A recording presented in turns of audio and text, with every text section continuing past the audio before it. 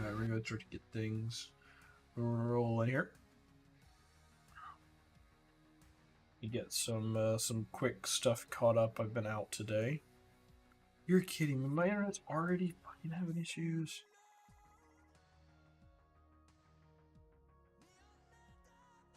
I can't believe the internet's already having problems. It's good omen, I'm sure. I need to sell some mods. I was gonna do that really quick, but not if it's gonna be this slow. So we are still ticket farming on LV. Maybe at the end of the stream we'll do a battle, but we're gonna try to get things rolling pretty quick here because I was out today for my father-in-law's birthday. So I've only just gotten home, which is why there's so much like random shit I'm doing real quick. So I've been away from my computer for a little while. By a little while, I mean all day. Let's see, get rid of all that shit. Make enough space to be able to claim the mail, and then we'll get rolling. Alright. And that's all spent. I do TB, but I can do it later. Alright. Alt account. After going 2-1 last time, we're sitting at 3-3-4-3, so we're still one solid win above the bottom of cover 2, so we're doing good there. Now let's take a look here at Ben Jim E. Our opponent from Phantasmas. 10.5 million collecting power. 8 GLs. I've got 7 now. Just no ults on my Lord Vader. He's got a bunch of other stuff I don't have, though, like Gideon. He's got Maul. He's got, looks like Bo-Katan. Nope, he's working on it, though. So no Bo yet. I don't see Reva. Yep, no Reva. Obviously a Star Killer. Scoundrels for Afra. Yep, does have Afra. What about... No, I don't think he's got Jar Jar, right? Oh. Giant Cal. Don't see him. No, I don't. Oh, there he is. Gear 12. So, maybe could use, but probably won't. Oh, Bane. Well, Bane would be here, right? Ooh, I'm not seeing a Bane.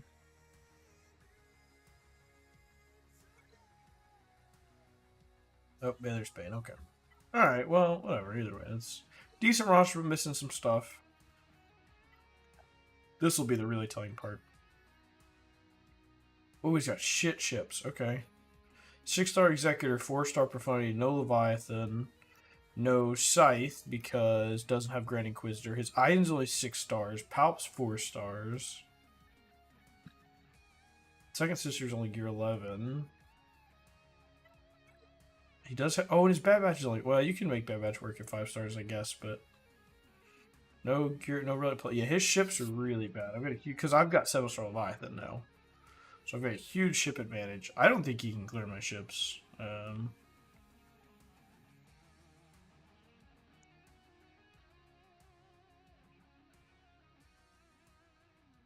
that's good. Alright, Datacron, probably a bunch then, right? Yeah. Oh my god. I'm glad that people are finally starting to kind of embrace Datacron's more, even though I hate him. But, like, it is important for Grand Arena. But I do not get missing as much shit as this guy's missing and then wailing on 1, 2, 3, 4, 5, 6, 7, 8 level 9 Datacrons. Why? Like, not a good Kron, not a good Kron, not a good Kron, okay Kron, mediocre Kron, maybe good if he's got the right roll. Yeah, this is a good roll. Good roll on that one. It's a good 6.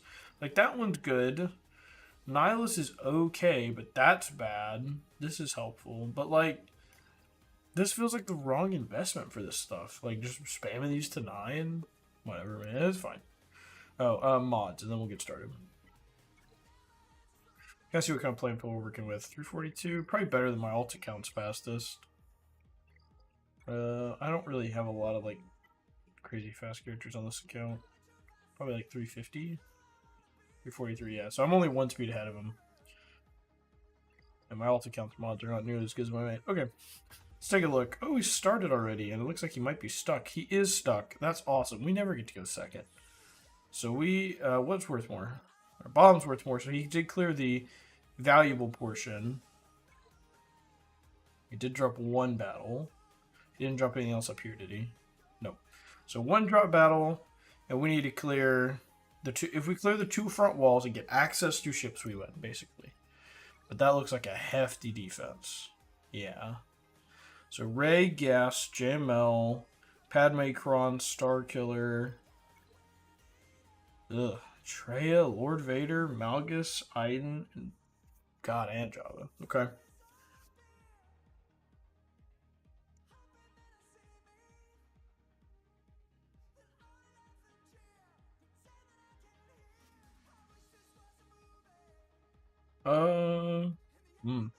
This will be, hey, playing, thanks.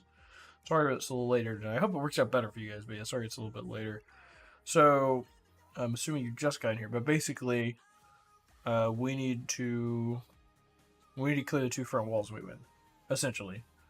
Because if we get access to the two back walls, we'll win. It's just gotta, I think I'm gonna have to notepad a little bit. I'll turn that notepad feature on. I don't really know if you guys were able to read that last time.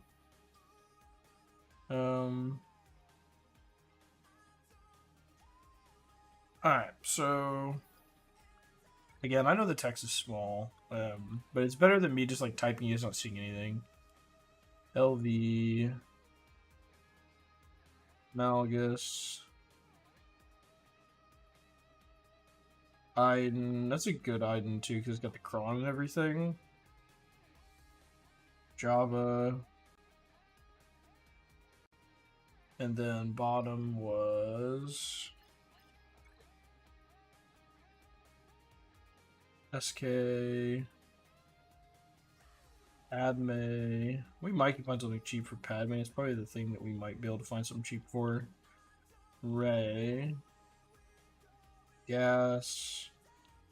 We're gonna Bam Han Chewie that. That's a no-brainer for me. JML. I think that's it, right? Yeah. Okay. What do we have to work with? So we have JML, SLK, C, Gas, Malgus, Wampa, Bane, SK. Yeah, that's basically it. Okay. So Starkiller, we could try Wampa.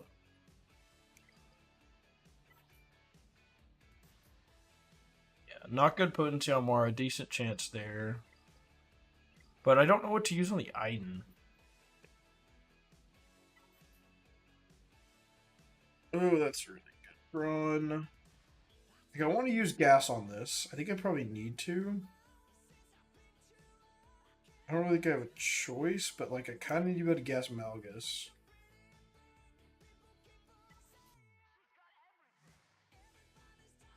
We could maybe pull off a Treya mirror match. So we're lower gear. We managed to make that work one time.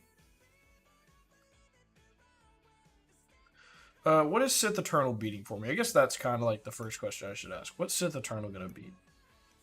JML. Okay. So we can do JML or Malgus with Sith Eternal. What can I beat with Malgus? I suppose we could beat gas with Malgus, right? I guess that probably works both ways. But no, we have a gas counter. I mean, we could... I mean, a Malgus mirror match is asking for a timeout, I think. I need to be able to beat something with Malgus. Treya feels like a bad idea. I guess I could beat the Padme with Malgus, but that feels like a bit of a waste. Bane, I need to beat something. I kind of just want to do... but we need to use JML somewhere. I mean, JML should be able to beat this. I mean, there's no Maul, so I'd like to think we could beat this with JML. Let's pencil that in. Let's just see how this all looks when we get in. So JML, let's say gas on Iden, because I'm just afraid of that Kron. Let's say Star Killer on Array. Let's say Wampa on Star Killer.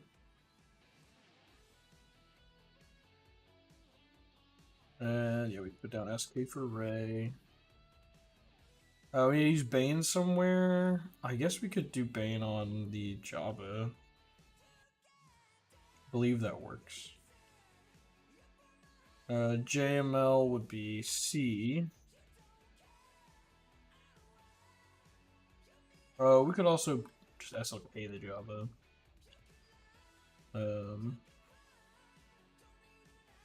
And then C is used.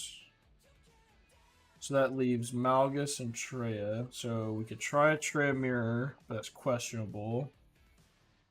And then I don't have something for Malgus. Does Bane beat Malgus? Or then we can Malgus the Padme. I don't know if Bane beats Malgus. Probably does. I have to assume he does. I just haven't done it. Let's see here.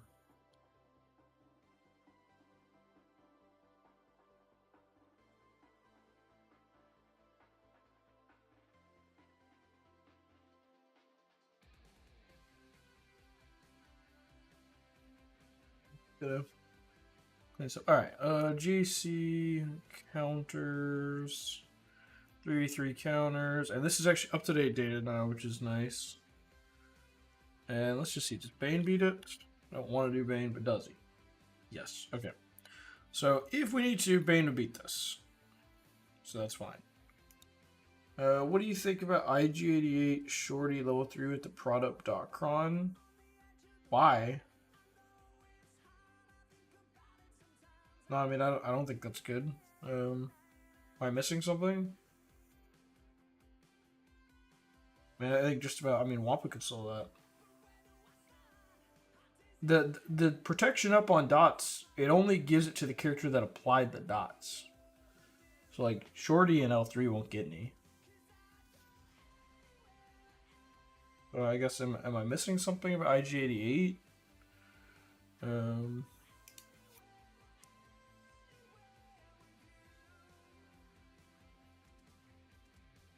No, I mean, I'll have to go look at it. I'm sure I'm missing.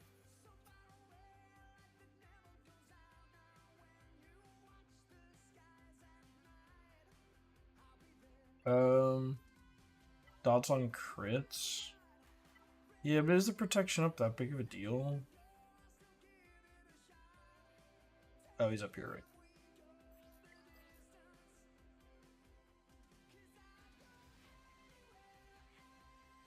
Yeah, I mean, maybe with a bounty hunter team, but I don't think with Shorty and L3. I mean, there's just no damage, right? Like, someone takes Wampa or Bad Batch, you're dead anyway, which is what they would use on Shorty. So I just don't know that it really changes anything, if you know what I mean. I could maybe see someone doing like IG Dengar, something like some like bounty hunter thing. Maybe would be a little better. Maybe like IG Dengar with maybe IG-11 in there instead. So I have like 2 bounty hunter than IG-11 because he's got the heal and the taunt. Maybe that would be a little better. I don't think Shorty and L3 would do anything there. Because L3 is neat and all, but like, eh. Alright, Malgus. I mean, I guess I could do a Malgus. Maybe I can do a Malgus mirror match. No, actually, you time out for a Malgus mirror match, I think, right? Pretty sure. Sure I would time out. Yeah, so we'll pencil in Bane there, but we need to do this Treya battle first. Maybe I should have went that way with it, yeah. Let's do this first, because this is the one I'm most worried about. Where they at?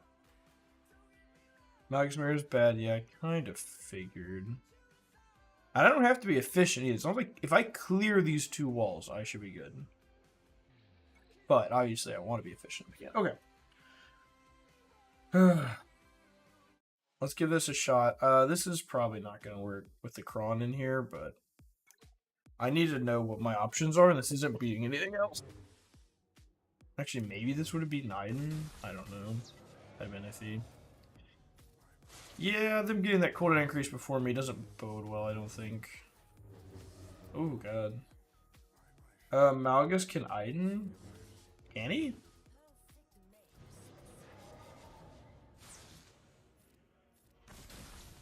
I know that. I'm a little worried because of the Kron. That's kind of the main concern, because he's got the Iden Kron. But, I'm maybe down to try it.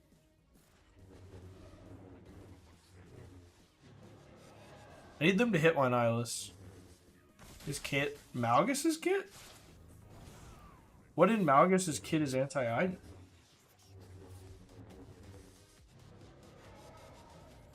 Oh, son of a bitch. I got my cooldowns good with Nihilus, and then I got cooldown increase. Alright, that's a no-go. Oh, and I lost my Tim Banners, so that's cool. Hopefully he gets me back. I don't see how his team's anti-Iden. I mean, I don't think there's anything anti-Iden there. Maybe if I did Darth Revan lead, but I have nothing to like stop revives or anything like that.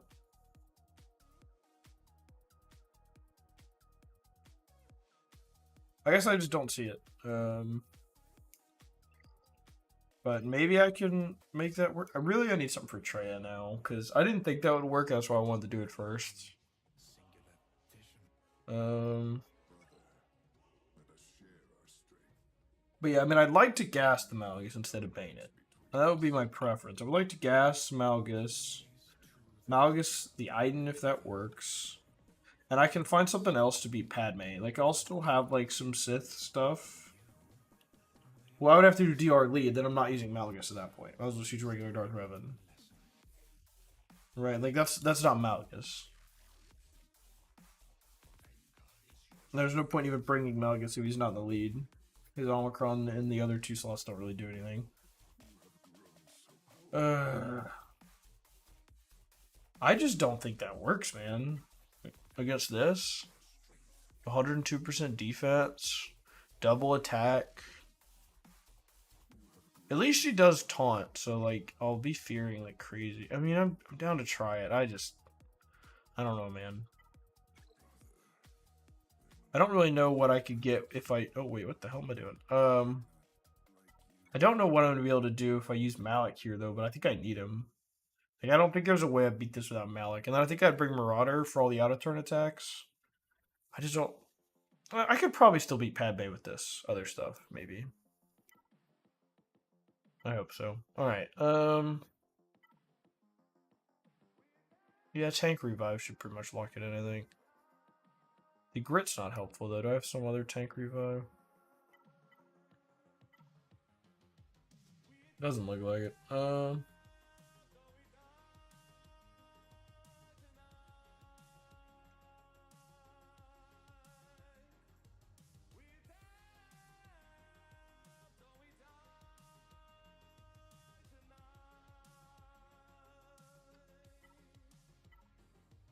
I really don't want to use... Yeah, I can use this one. I feel better about using that one. I was like, I don't want to use a Grit when I already have fucking Malgus on the team. Ugh, gameplay was about to crash there. Alright, it's a lock taunt. Does it say that? Yeah, it does, okay. Well, as long as we get Deathmark before we kill her, should be fine. Yeah, we're good. Okay. Yeah, alright, fair enough, yeah. I do think I needed Malik, but that's fine. As long as we can still beat Padme with that other Malgus stuff, should be okay. Alright, so now we just need something for Treya. So what can I beat this with?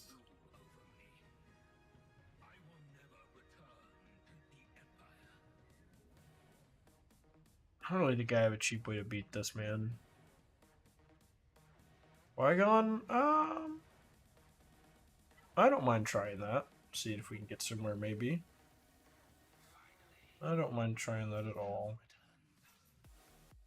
I can bring GK as well. Actually, Maze is probably more helpful for me here for the Shatterpoint situation.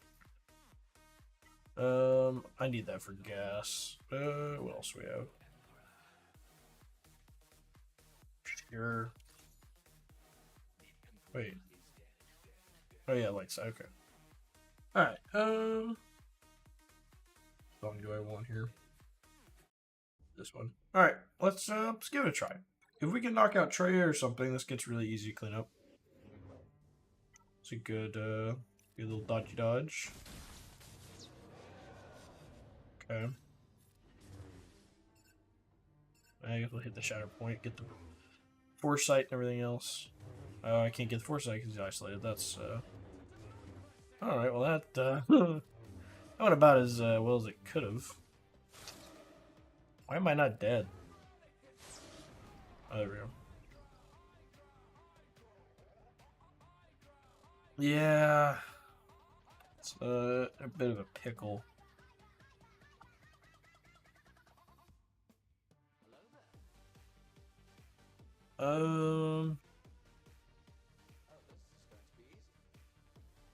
Does Bane beat JML? Like, would Bane win this? Like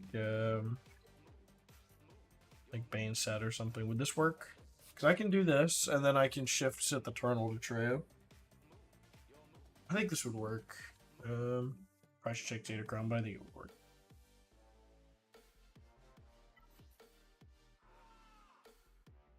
Yeah. Alright, well, let's do this. I'll bring a little bit extra max health protection just in case.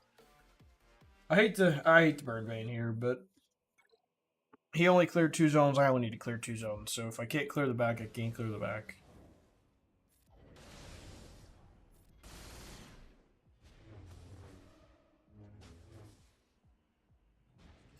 We're certainly taking longer than I wish we were.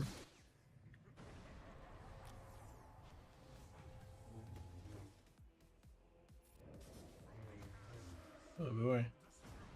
Not loving this right now. Okay, that was a good chunk. Right, he's dead, right? Nope, okay, not quite. Now he's dead. There we go. Alright, we're good.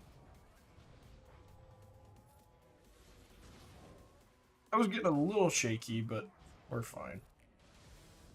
We didn't really get close to dying. It was just taking me a while. Now let's let him rock it. He'll get there. Okay, so now we'll go do... Well, I should do the Womp on Star Killer now, actually. I need to know if this is going to lose. If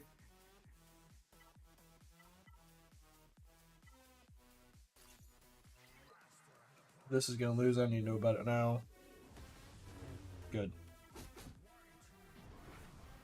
It's fine. Big smash.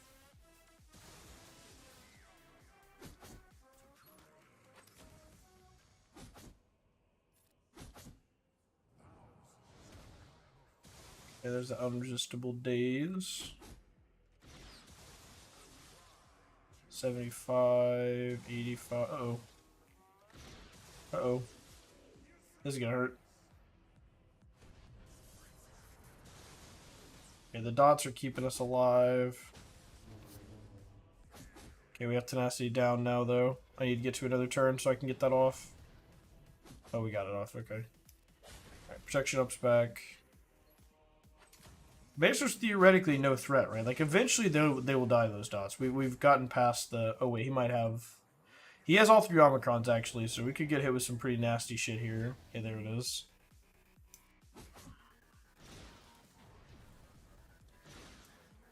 I think I do that and hope I live 1 hit. No, okay. Yeah, I got a little slower getting palped down than I wanted to. Is that a max health? No. Oh, maybe I got... I don't know. Yeah. Okay, but that's fine. We can deal with this. This is a pretty easy cleanup. The unique's broken and everything, so that's fine. So let's go do.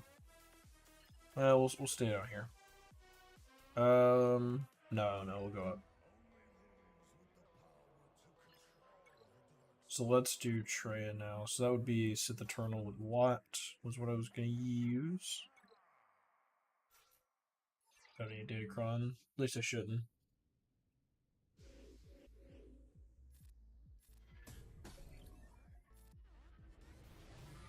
I'll change the song in a second.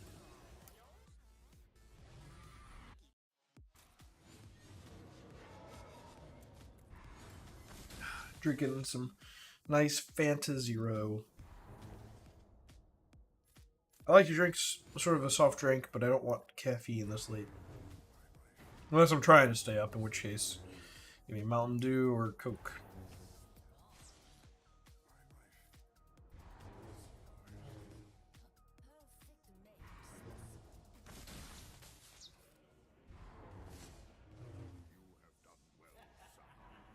Alright, so this should knock them out.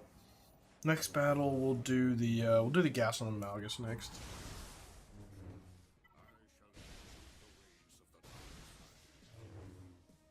As long as gas versus Malgus works, I think we'll be fine. We might have some nasty ones, but I think we'll get there. SLK is not going to lose to Jabba, I don't think. And then Jamal should be able to beat the Lord Vader. There's no Maul. I know I've lost Jamal versus the LV a decent amount recently, but there's no Maul, so it shouldn't really be an issue. You can do it, see?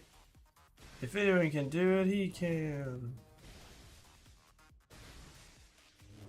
The only reason I don't link him is because Trey gets bonus protection. I'm more afraid of that than I am just taking a while to kill Miles. Because I know he will kill eventually.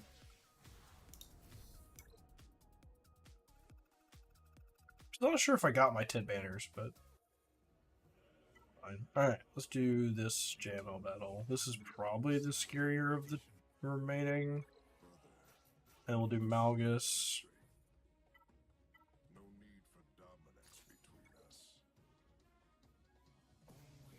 Alright. Let's knock Thrawn out first. Then we'll get on to Rogue Guard.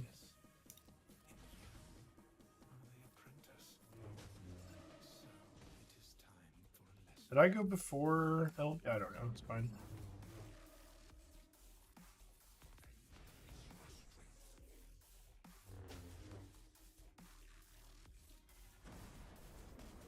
Nope. Okay, so there's the first of that.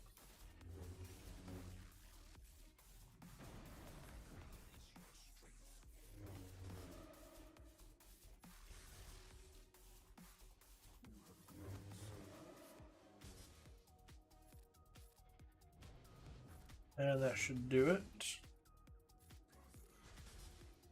Oh, come on.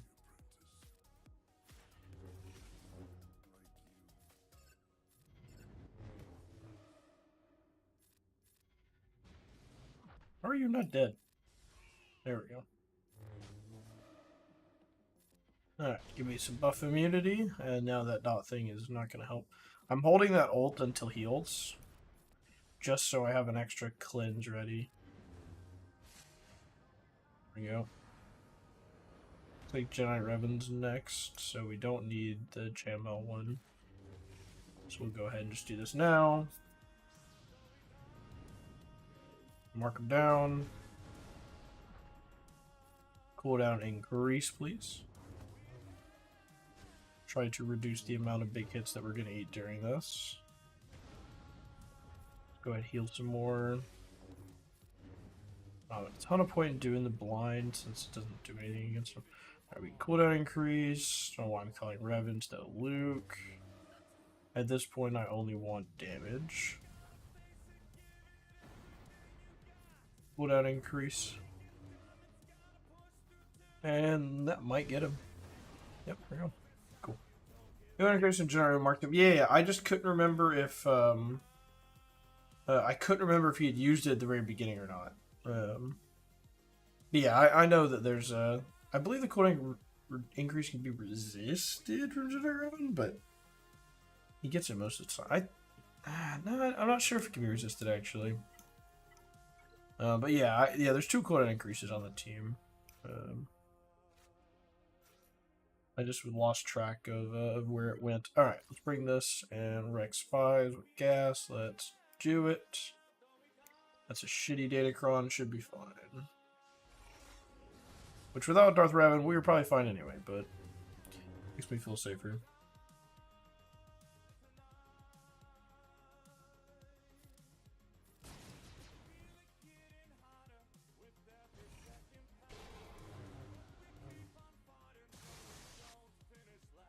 Yes,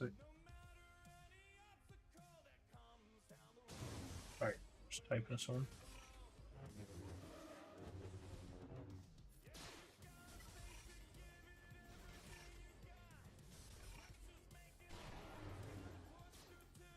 Not going super great. Okay, we got a crit on Basil, that helps. Oh, come on, gas. Knock her out. Ark is my favorite choice. Ark is my favorite clone. I can't imagine trying to do this without Rex. He adds so much speed to the team. Everybody gets that speed, not just him. It's like my gas is like, was it 8% faster? I guess 8% of Rex's speed just from him being here. And like I just got up because I had form up, and like I don't know. I can't fathom doing that without, and then that right there. Like I can't fathom doing that, Rex, man. And 5s, you have to have 5s. So it's like, do you want Rex or Arc, basically? And I don't know. I've tried it with Arc, but it feels like you're just kind of, when you use Rex, it feels like you're, I know Arc dispels, but like, He barely will get to use his turret because you're going second. So like you're going to be feared and cooldown increased. So it's like, it's only when he takes a turn when he's not feared. Rex gives that speed to the whole team whether he's feared or not.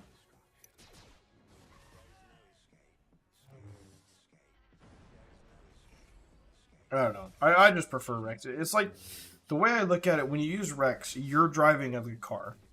When you use Arc, you're riding a roller coaster. You're on rails. You have no control over what's going on. You just hope that you have fun.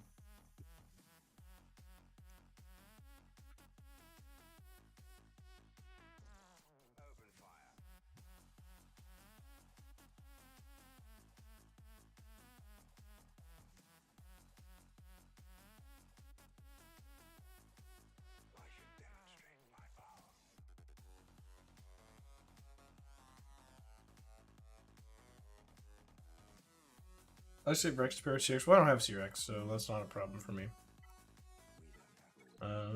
Besides, I don't set that on my mana count anyway. I don't know. I want to have my clones on offense. I like to have that flexibility. Do I have a... I do. Let's see. Do I have an SLKR Datacron?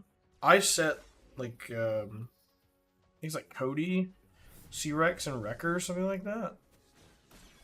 Because people are using, like, Star Killer and GLs on it. And it's like, well, I mean, if I'm, if I'm gonna get a GL or Star Killer anyway, what's the point of setting better clones? Now, obviously, an intelligent person would choose Qui-Gon, but they're just not. So I'm like, well, whatever. But yeah. Yeah, they're not even remotely on the radar, unless like half of them get required for Ahsoka or Balin or something, then maybe I could eventually get them, but I'm missing so many things that, like, I mean, my Grief and Mando are way higher on my list. I want Relic Grief and Mando so bad. I'm so tired of Bounty Hunters just not doing shit for me. We'll see. I think I'm in a spot now, after getting LV, that, like, I think I can take a minute and go get some of that stuff up. Go get Relic Grief, Relic Mando. Maybe get Night Sisters up. Oh, he wasn't clearing fleets at all. Jesus Christ. He set his only 3 potential GL counter fleets on defense, because I don't think you were here, but he has no Leviathan. And he has no Scythe. So his Empire can maybe beat Executor, my Executor. Maybe he beats Malevolence with his... Or maybe he beats my Profundity with TIE Bomber. But his only potential Leviathan counter is right there. So he wouldn't have cleared this anyway.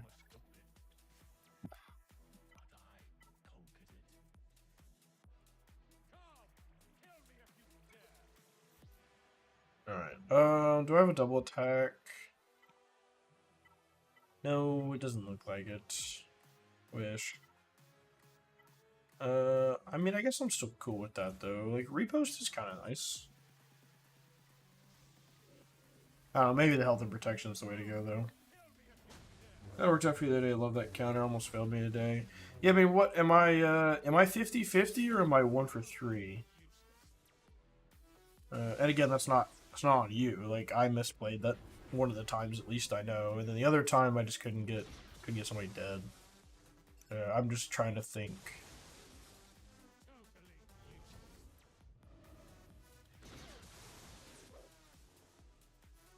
I had a little bit of trouble getting Ben dead.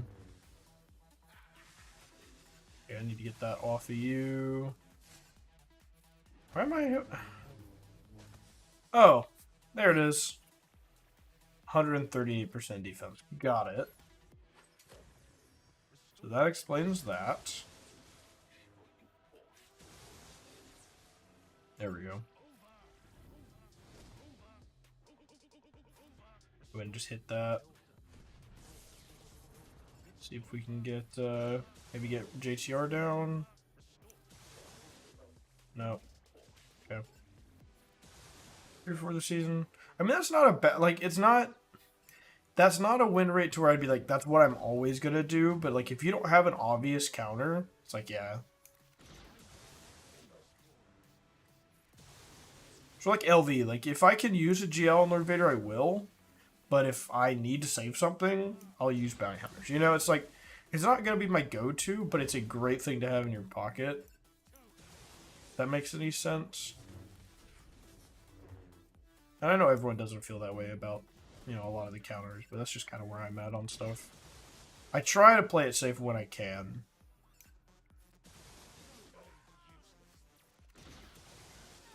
Alright. Let's see if we can get her. I don't think we let her stack up too much, so I think we should be fine. Yeah, she's dodging a little bit, but not a crazy amount. Looks like my internet's kind of crapping itself a little bit. Seems like it came back pretty quickly, though. I'll let them run it for a second while I check the stream stuff. I think we're fine. Looks healthy. That warning will go away here in a second for me. I really want to start multi-streaming on Twitch and then Kick. I think this is some new platform. I really love to stream on all those. At the same time, my internet can barely even handle YouTube, so it's like, well, shit, man. If I could barely stream to just YouTube, I don't think I could stream to more than one. I think I tried to stream to multi-stream for Twitch for a couple weeks at one point, and it just didn't work. Many times, extremely heavy defense and see, that's fine. Like, if that's how someone goes, that's fine. I tend to, like, just set those huge roadblock teams and save a lot of mids to your stuff. She has something all over her face. What is in your feet?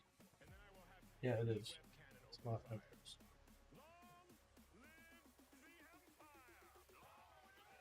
You going to bed? She gave us pets. Yeah. How much dog here just go? Sorry, my wife was in here with the dog, and we managed to get dog hair all over my desk. Ugh. Probably been like crazy. Okay. Is this damage reduction? No. Okay, TM removal. That's nice. Alright, stun Rex. Because I don't want to play reactive, I'd rather play offensive. Ooh, I don't like that, I don't like that, I don't like that. Shit, balls. Oh, my Chewy on this account's not quite as bulky as my main account. Probably not got full 6-stop mods. Actually, no, I definitely do. Because I've got, I probably should have pooped there and tried to get some whistling birds off, maybe. Oh, that's not good. I don't have another counter to this. That's not good. That's really not good. Oh boy. Well, Malgus can beat it, but I need something else for Padme now. It's got a Padme Datacron on it, man. Fuck. Can we can probably bad batch Padme, right? Let me try this really quick and see if I can get somewhere.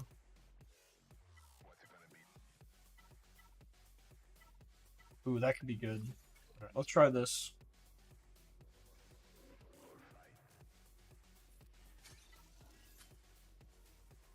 Oh no, I'm not gonna get anywhere. Holy shit. Yeah, that's bad.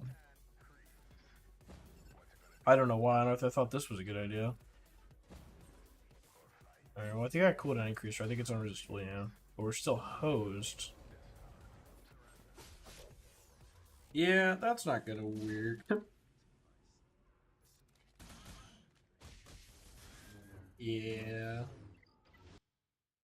Oh, I thought that was a good idea. Okay.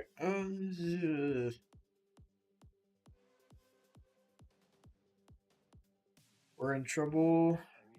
We're in a lot of trouble. Now I wish I still had Treya. Maybe I can get a pop here. This damage reduction. Yeah. Fuck.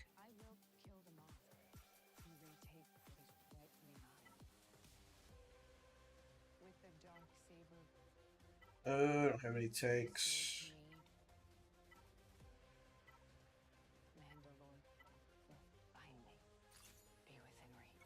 Yeah, I might be in trouble. His bottom is worth more, so like if I don't clear this, I'm hosed. Stick that on Padme. I'm gonna try to get GMY out, I think.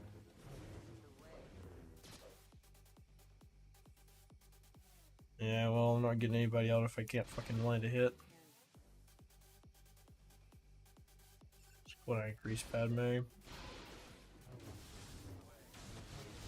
I didn't want the assist, I just want the cooldown increase. Okay. Oh shit, is B1 about to assist this? Oh, fuck me. I didn't even think about that. Shit. God, I didn't even think about B1. No. Oh my god, I could have swapped in Dooku or something. God damn it. God, I forgot B1 assisted non-droids. Fuck. Fuck, fuck, fuck. That's not good. They're not gonna kill him before they kill somebody else. Shit. Yes, yes, yes, yes. Perfect. So now I have a very small window where I can maybe make something work.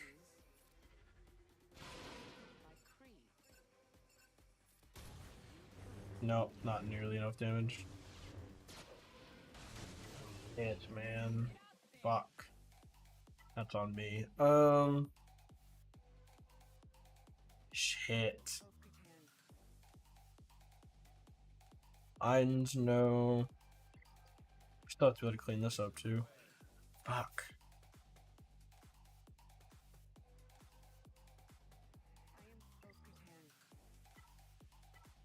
And do I think I could maybe get to a contract?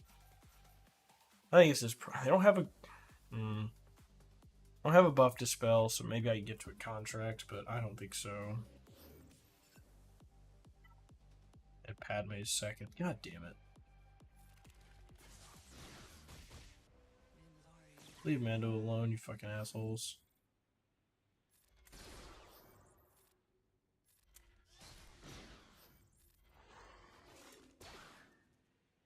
I need one more hit on. Does that count? Nope. Alright, just keep taunt up, boss. Come on, hang in there, Mando. Hang in there, Mando. Hang in there, Mando. Fuck, man. Maybe Grievous can kill a unit? He can't. There's no universe. I don't even think I have him, but there's no way. Yeah, I don't have him. Oh, I needed one more turn for Mando. Fuck. This is like the only other thing I think of is pray for a Boba nuke.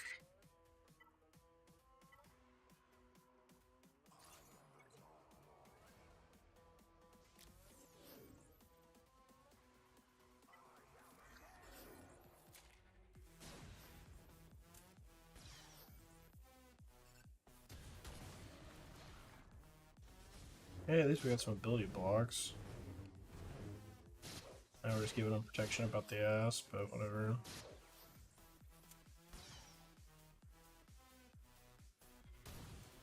Yeah, not gonna be enough, man.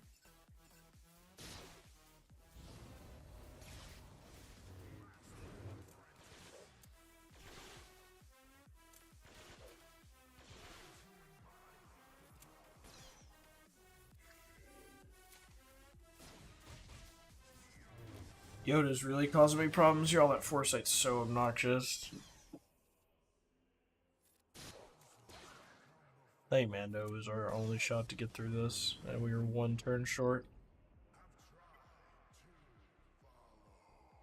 Like, we have Shock T, but we're definitely not killing anyone with Shock T. Troopers is definitely a no.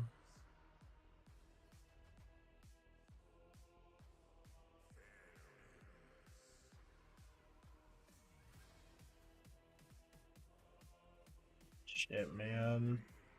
He was more efficient than me, too. So if we don't kill it, we definitely lose.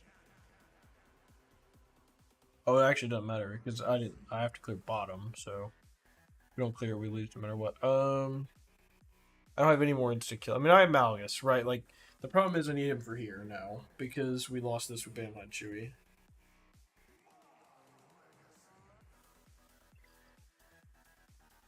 Maybe we can make some Vader thing work?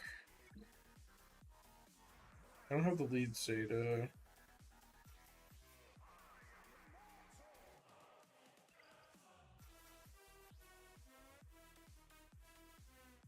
It's a lot of armor penetration.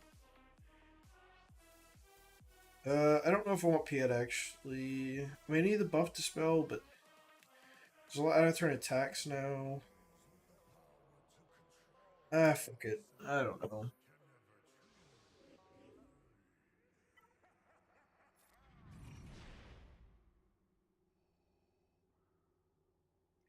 Not really sure who I'm trying to kill.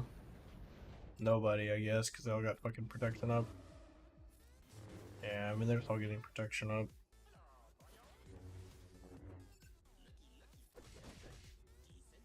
Alright, I think we try to kill Padme while we've got her fractured. I think that's maybe our only chance. That was a really short fracture. Jesus fuck. Shortest fracture of the fucking century.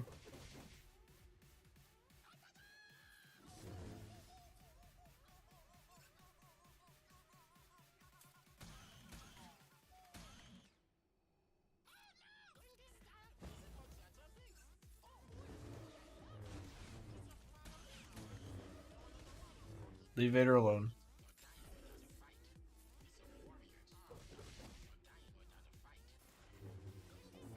Come on, Vader.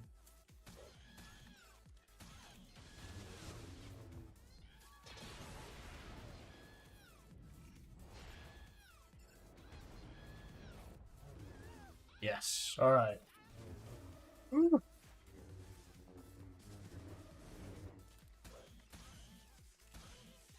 Expensive, but we got there. That's again hoping I can clean up a Star Killer and everything else, goddamn, but like, it's progress.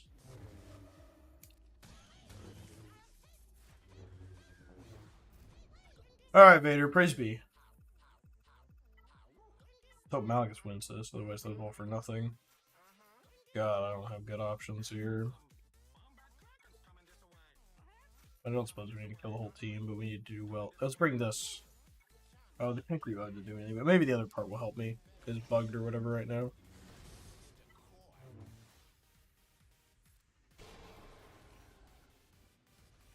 Fuck, what was on this again? Oh, it's not good, never mind. I remember.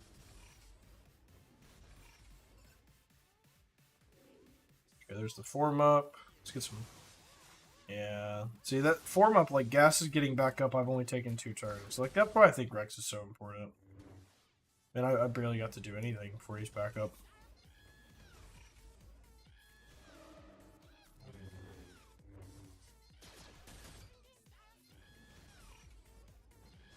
Because without that, I would have killed Rex or Arc for sure.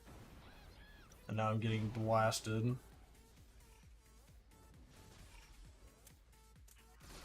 Yeah, we're done. That'd just be Malgus. At least Rex is out. I don't think we'll kill Arc. Doubt it, anyway. Nope. And gas should be back up now. And that should be it. Because I'm just going to get permanent cooldown increase now. Oh, alright. Okay. Guess we got one off. Don't know if we can kill him without that, though. He just double turned me. So that's nice. Well, I double turned him back. Okay, whatever. Even if we lose, we can probably clean up solo gas. I'll take it. Kind of why I don't like splitting up Darth Revan and Malik. Or sorry, like I like to have one of Darth Revan or Malik, but it worked out. I mean, it was important to beat the Iden team. It just it did weaken us a little much here. Maybe that Datacron will save me. I don't know. I don't think so though.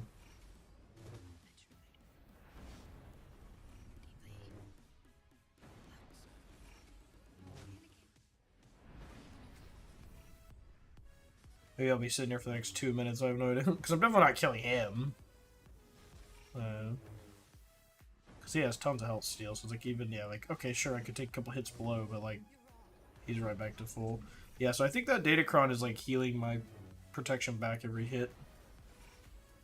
They should pushing through. I mean, I don't think I'm going to kill him, but I can clean him up.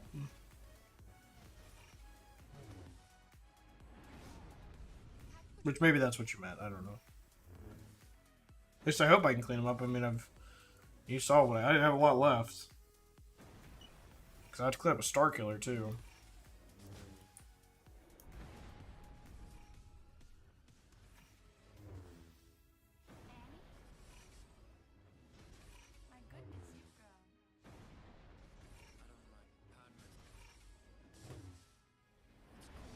Yeah, I'm assuming that's what's happening.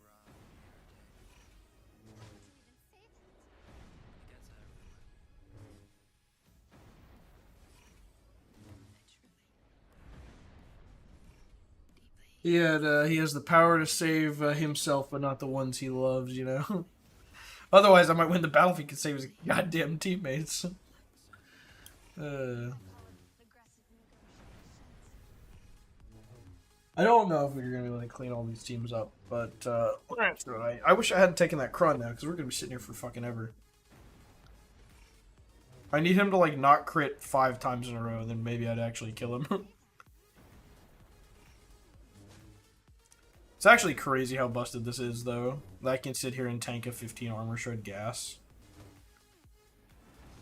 We just did 183,000 to me, and Malgus is walking it off like it's nothing.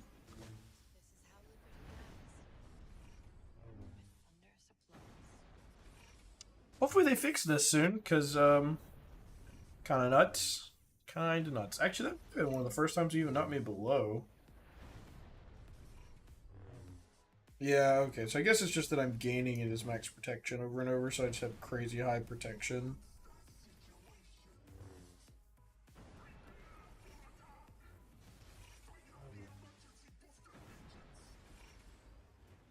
That's gonna piss me off if I'm fighting a Malgus and he has this. With gas, you just sit there and watch him just eat you forever. It's like, okay, cool. Maybe Malgus is back in the menu, boys. Maybe easy cleanup, but like, it's a drop for sure. Try to use gas, not Sith Eternal. I'll take it though. Alright, so we got 2 teams to clean up and then we win, basically. We clean this up, we win. Oh, I'm just so out of stuff. I think something Jedi, like Bastila Lead would be good here. Yeah, I like that. I like me some of that. No, I need that. Give me that. Yes. I like this. I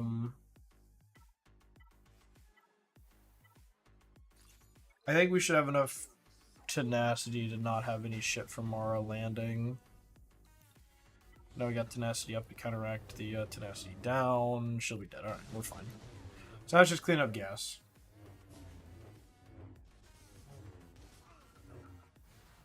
This song's an absolute banger. I don't know how well you guys can hear it. I know the music's always a little quiet, but it's always an absolute banger. It's his new, what's it called? You Are Doomed from Arnold. Absolute banger. Although he doesn't really miss with the music most of the time. The Gungan style one was, but I think it's kind of meant to be because it is Jar Jar.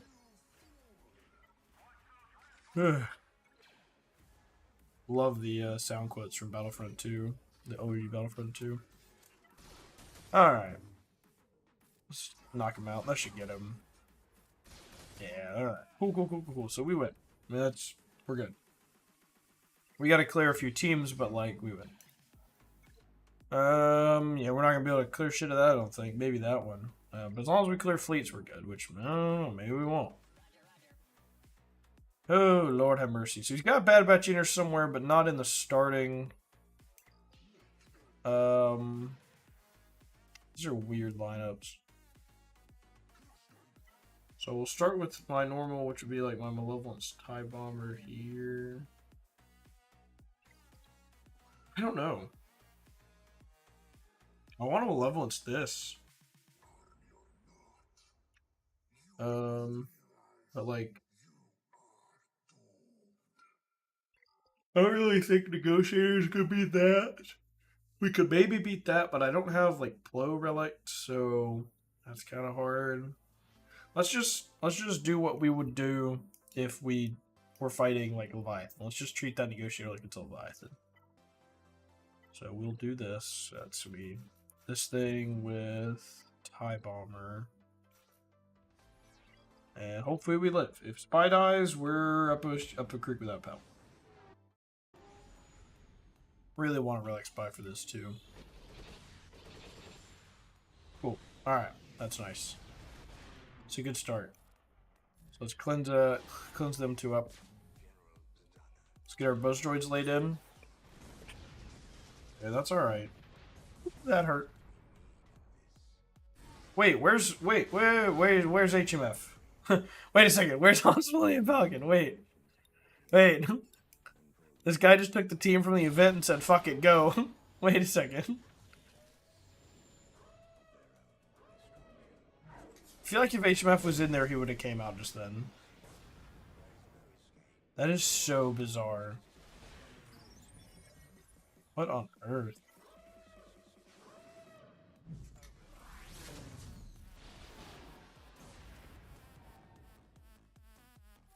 I did not realize there was no HMF in here. I would have absolutely just used Negotiator here. Oh well.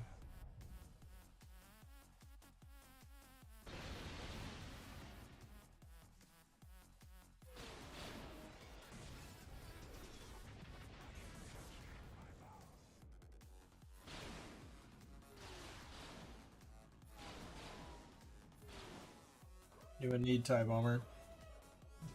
Yeah, there's no HMF, because HMF has like a crazy high reinforcement priority, so it'd be out here by now.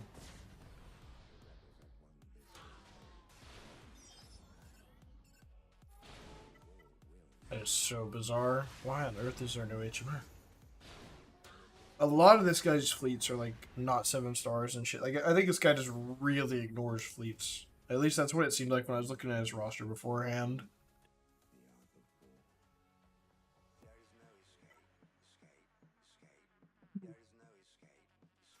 I really don't want to do this. I really don't want to.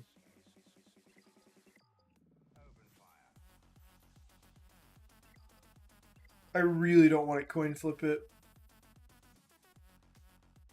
I don't really think I have a choice though. If we lose the coin flip, resistance Mike can clean it up. We have the better like reinforcement set here. Or the better starting set, I mean. Just win the coin flip for me, come on.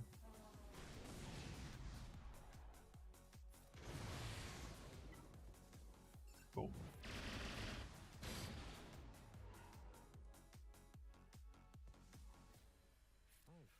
Y-Wing should kill him here. I want to make sure we don't run into any trouble. Ooh, Y-Wing didn't kill him. Alright, well, that's fine. They'll do the unending loyalty. That's fine.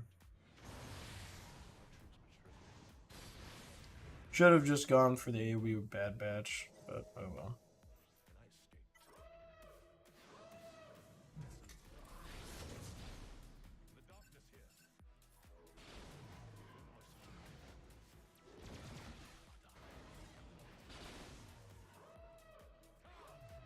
Bam, Clone Sergeant. A rip. Cool. Anakin's dead. Finding loyalty. So we're fine then. Even if we lose it, we can clean up a negotiator fleet with fucking no Anakin in it.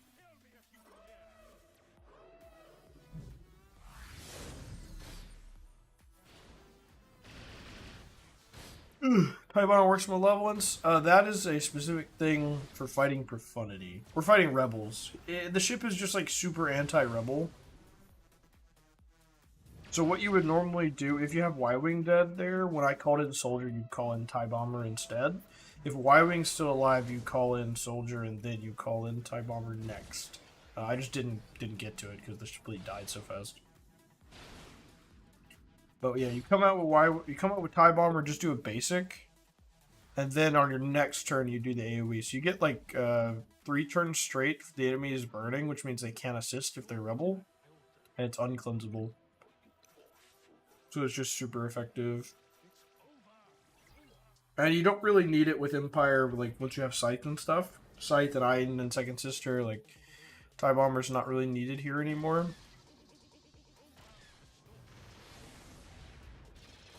So weird one without Xandu Blood as well. I really want to do Second Sister there because I could actually get rid of the taunt. But we'll play it with respect.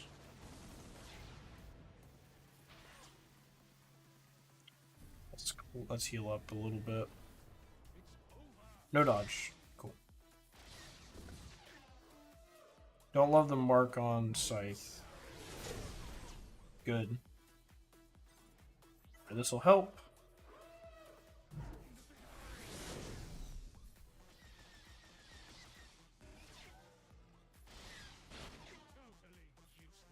Heal up Scythe.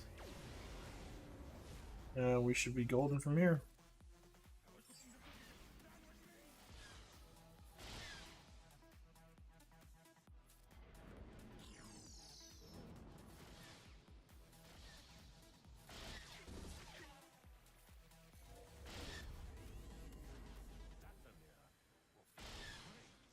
A little bit more. Come on. There we go. Alright. Last battle.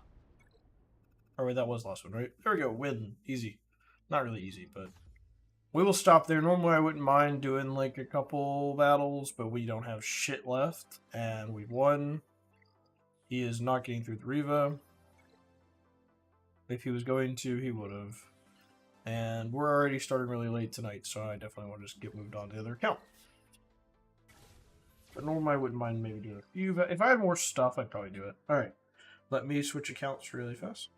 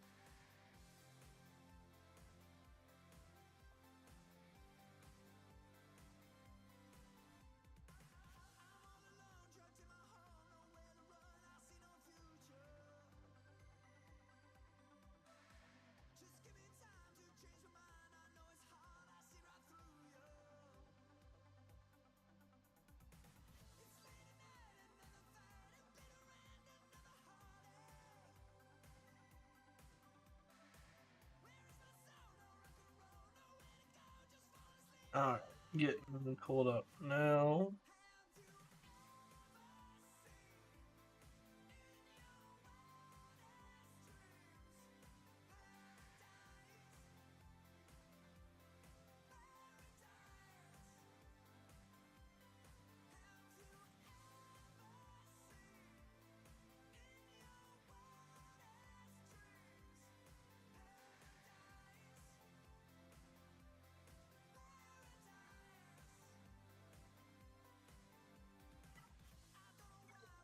Alrighty.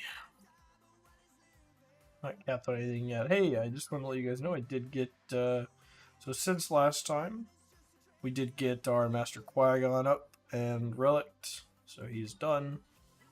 So now we're just waiting on Jar Jar's gear, and we just finished, drumroll please, Barris! We can't relic her higher, I'm out of relic materials, but she's gear 13, and then I think we had Dark Monk Gideon done last stream, but we're now doing Death Trooper. I'm just like, well, let's go ahead and just get Imperial Remnants short up, because they're pretty important recently, so hopefully that will, hopefully that'll be good. I have no idea why I just opened TB. Alright. Grand Arena. We're sitting at 35-82, so we need to win this round and get back to Kyber 1.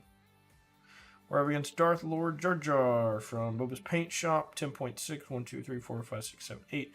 Reva Bane Malicos. What do you not have? No Afra. Trench. Profunity's not here. Profundity. That's a big one. Grief Mando, B1, Nihilus, Jolie. The hell are you doing at 10.6 not have that stuff? Yeah, he's got Gungans, that's why, okay. Queen Amidala and stuff as well, or Queen Amidala, but stuff no. Pad 1, yes. Giant Cow, Bow, no Bow. Yep. Ships, like we mentioned, no Profundity. So Leviathan, Executor, no Profundity. 4-star Hyena Bomba, 4-star Vulture. What is this shit? 4-star Taicha. What is with 2 opponents on each account? They both have just ignored fleets completely. 6 stars, 4 stars. What is wrong with people? Datacrons. Definitely hasn't ignored Datacrons. Does he have a cup? Relics? I hope not.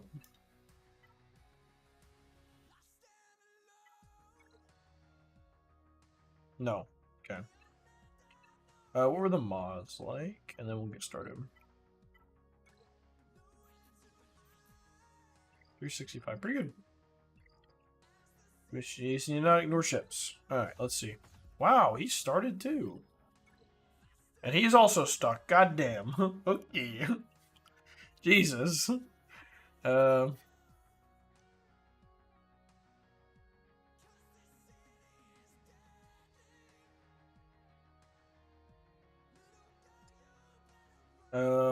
I'm gonna hold on our Gungans.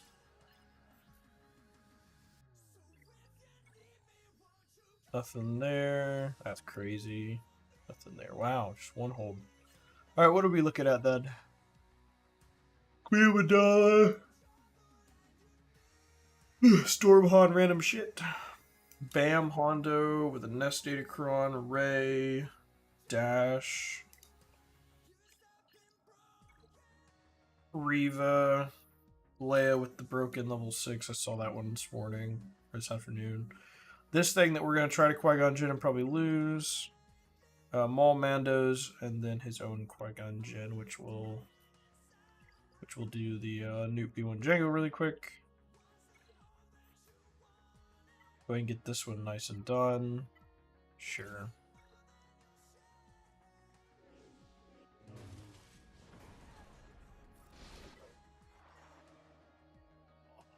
Nice little double tap. Ooh, he has above 75% turn meter, so we're not doing shit. Alright, that should get him. Beautiful. Just cool to increase him again. Uh-oh. Okay, we can get double tap at least. Oh, that was close. That was really close.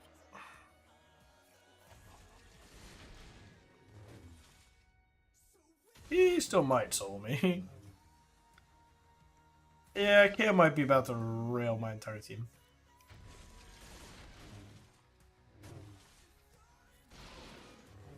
I'm not really liking my odds here. We are not doing a whole lot of damage because of the damage reduction. Finally, we got a chance to get some hit. Maybe you can still get him. Nice. Alright, cool. That could have been worse. Alright. Let's start with this now, because this is the super scary, just... I don't know if this is still going to work because of the Datacron situation that we're in.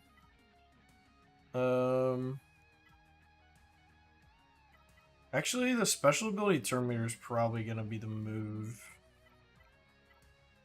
Do I have more of those that are not as, like... actually, I wouldn't mind that. Yeah, let's do that. Just, I think the extra turn meter gain is bigger than just 15% health and protection.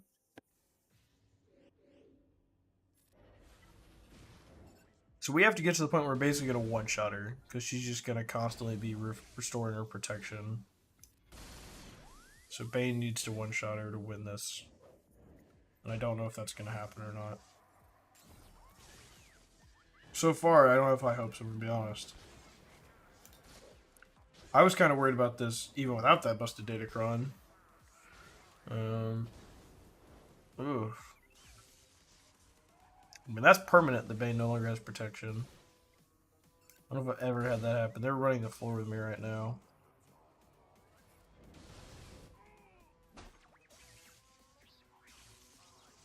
That might get Drogon out. Okay, cool.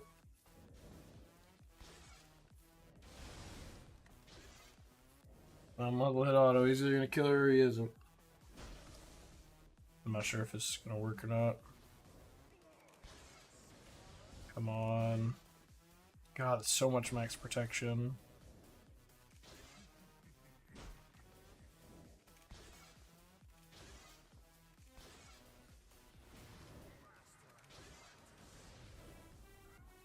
Yeah, I don't know, man. I mean, I guess we ramp, and as long as she can't kill me, we'll be okay, but...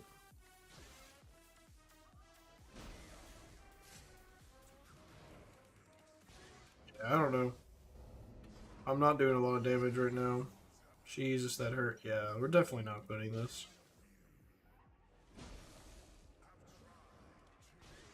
You know, I guess we have 3 minutes to siphon.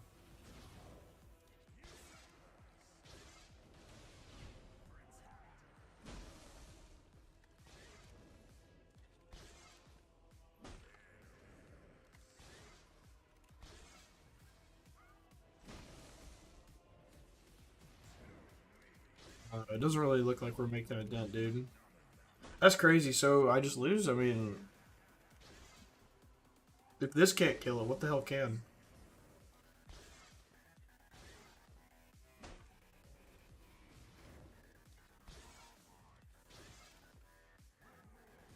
I guess my opponent probably did some SLK against mine. Maybe SLK, yeah, would ramp hard enough.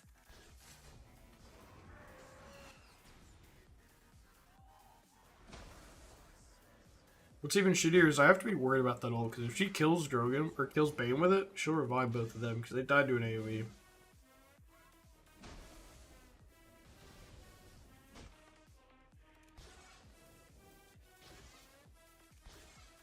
Yeah, Bane definitely is not going to work.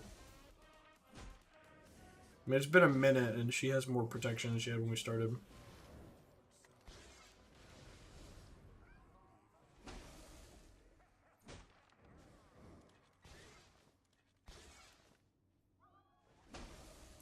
Crazy. I hope they fix this, like, soon. Because if 3v3 wasn't miserable enough, we have to deal with this shit.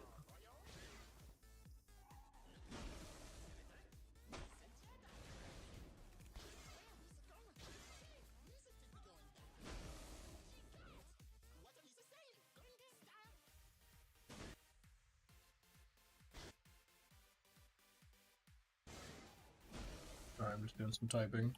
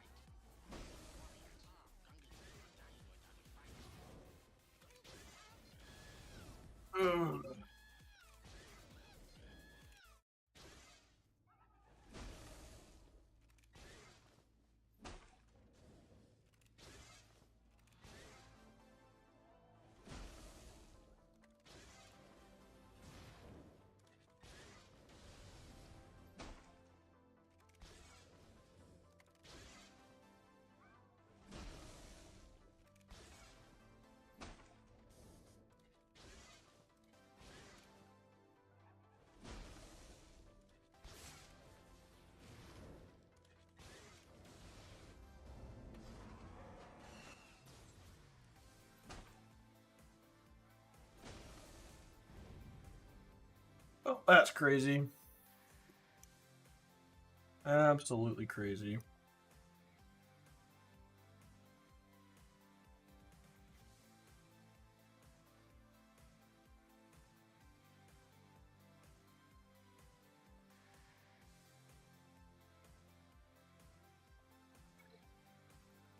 Oh, guess I get to burn SLKR on that. Cool, cool, cool. Love it.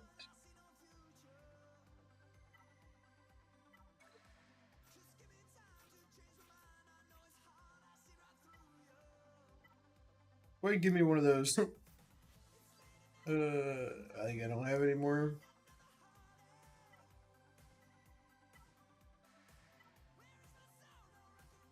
Let's see, do I have a tank revive somewhere? Yeah, I guess that's...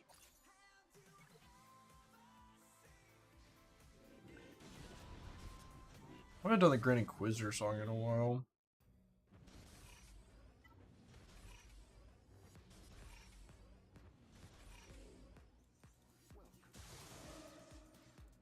I need him blasted right now.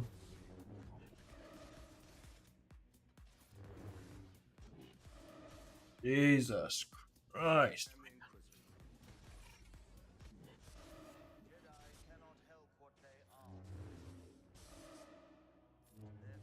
Why is this so obnoxious every time? Holy fuckballs, dude.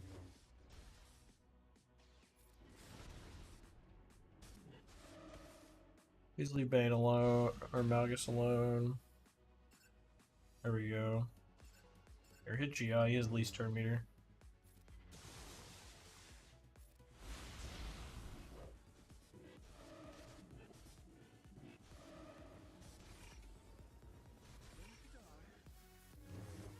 Don't you dare. 7th if you heal him.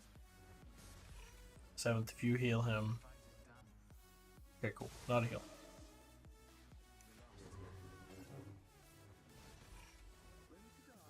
Progress. Please leave Malik alone.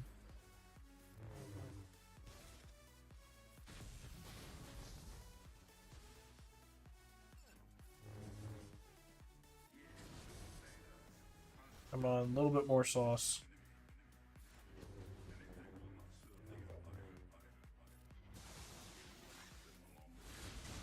Alright, we're good. Yeah, I guess we're just gonna kill everybody else and come back to late. I mean, I don't really know what else to do.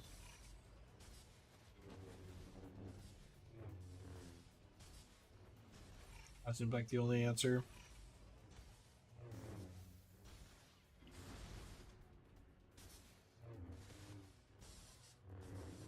You can do it, yes you can.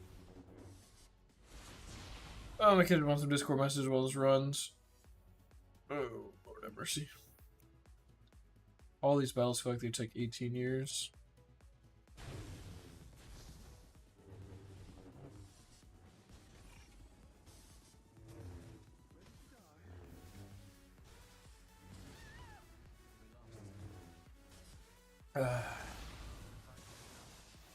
Lordy. Come on. Gotta kill her 2 more times.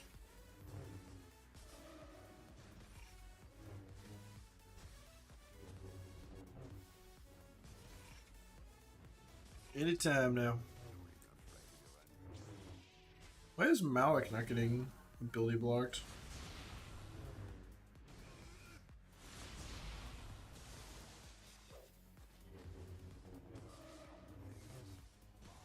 Oh no, I still have to kill her 2 more times still. I guess I hadn't killed her at all. Good lord.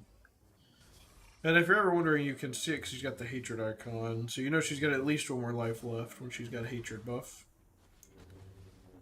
And in GAC, you have to kill her 3 times total. Or, no. She gets 3 lives, so you have to kill her twice.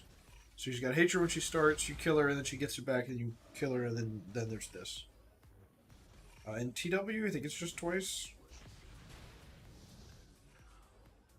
I want to say it's just twice outside of GAC. I mean, it doesn't really matter. Like, once you've killed her once, like, you're gonna kill her again.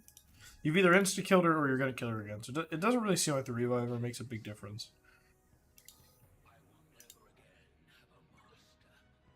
Let's, I don't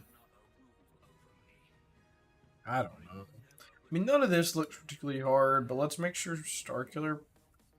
No, this is my main account. We're fine. We can get through a fucking Ray. Let's make sure we can deal with this fucking Leia shit. So I'm thinking this, dude. I'm thinking we just try to ramp.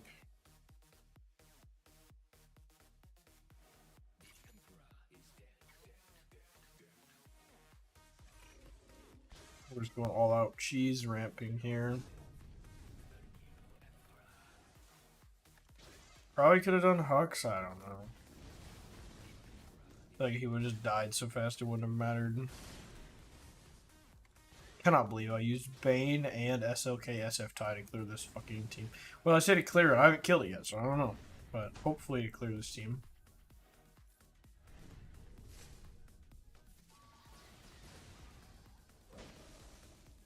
I mean, we're gonna have to ramp up to the point where we can one-shot her. But yeah, so there's the Datacron. She loses 20% max health and it refills her protection, so...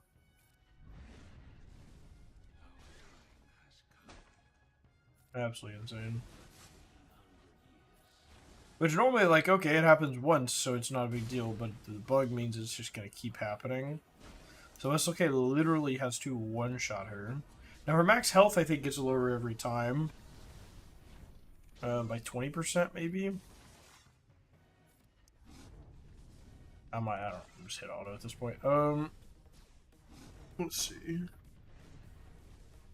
No, it doesn't say they lose any, so... and I'm just autoing because this is such a crunch on time that it's fine. They should build Siphon pretty quick. No, they might pop ults too often, I guess that's maybe the one thing, yeah. So maybe I need to not let them do that.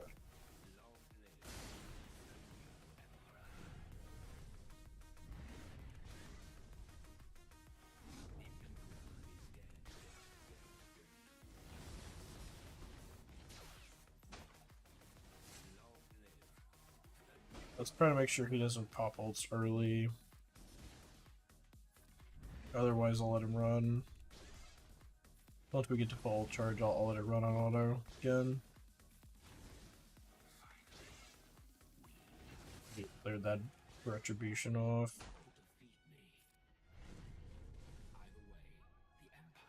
Yeah, you can just see it keep triggering over and over again. Alright, let it run.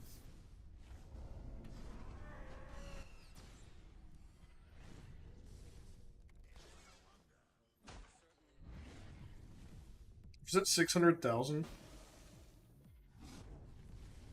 Yeah, I'm doing 600,000 damage and not killing her.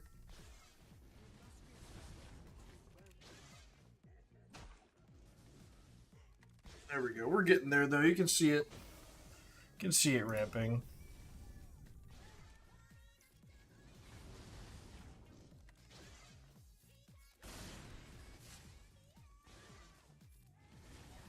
There we go.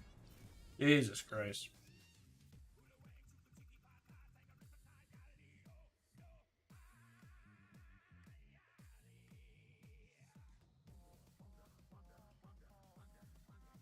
Give me a second. Oh, get a friend request from someone. Okay. Alright, we'll go back to doing Qui-Gon here. So the team that I kept seeing on .gg that is supposedly the best here is Cam. But I guess I don't know if that's true anymore, so it doesn't taunt. So now I'm like, I don't know. I think I'd rather bring Mace. Now that Cam doesn't taunt anymore.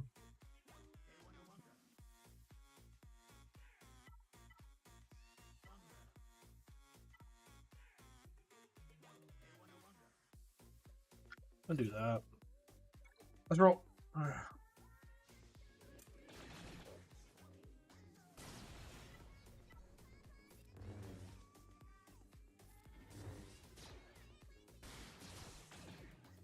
Jesus Christ. I I need more time. Jesus, dude. Like, there's no way. Like, I'm like, there's no way they're gonna kill him immediately. Like, I can use this and should be able to get back around. Nope. They just got him straight down. So I guess that's on me. I don't know, man.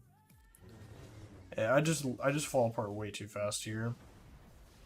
And like, they've got the fucking damage reductions. So even I get to use the AoE, but I just don't do any damage. It's like, yay, when they don't have 100% turn meter, it's fine. But when they've got fucking 50% turn meter, I can't do anything. Oh, Lord.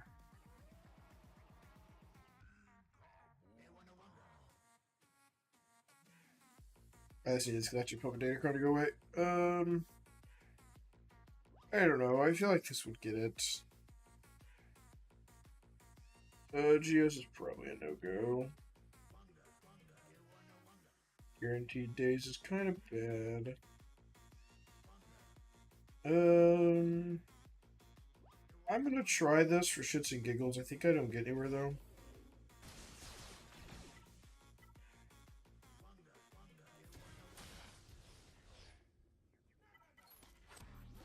Let them do it, because I have no idea what I'm doing with this team anyway.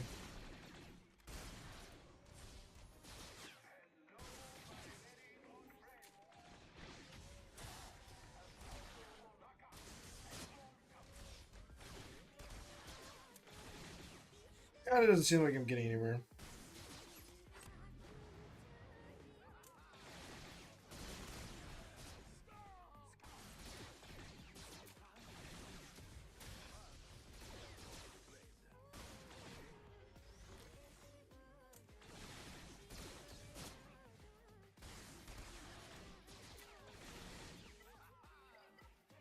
Yeah, I kind of didn't think that was gonna work. All right.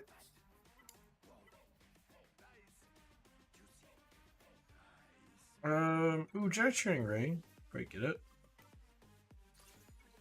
Just build lock in some healing immediately on Captain Rex, and go from there.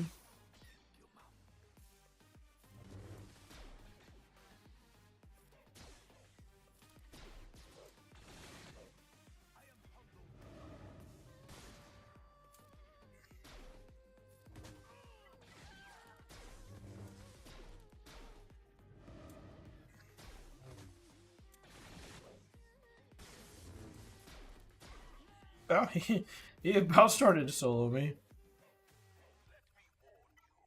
Maul. I don't know.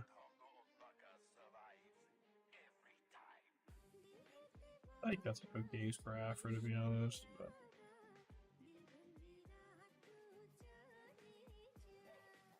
no Trey can work.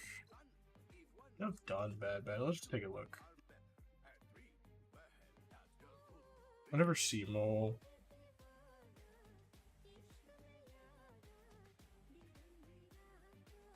Yeah, Afra, Star Killer, Gas. Freya, Malgus. Radis has a good one, right? I'm seeing a lot of Radis on here. Let's do that.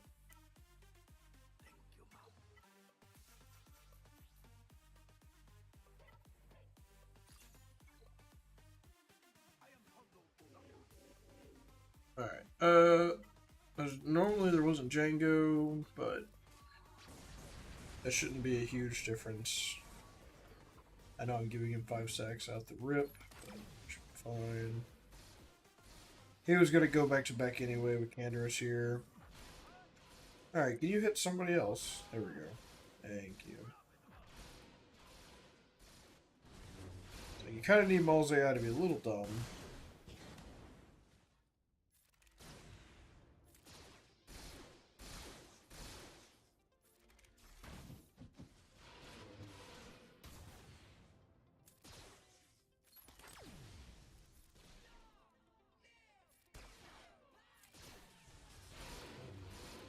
Yeah, Hijin, keep going.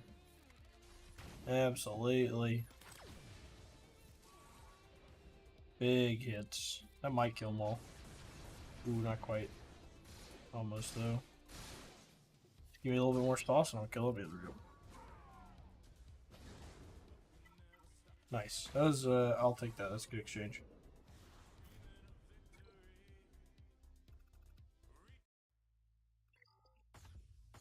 Ooh, that's painful. Okay. Yeah, okay. We don't have to kill any of these, though, so it's fine. We kill this wall and some ships we win. I mean, I think we'll clear that, to be honest, but let's just pretend it doesn't exist right now. Let's focus here. I think we take one of the attacker attack again.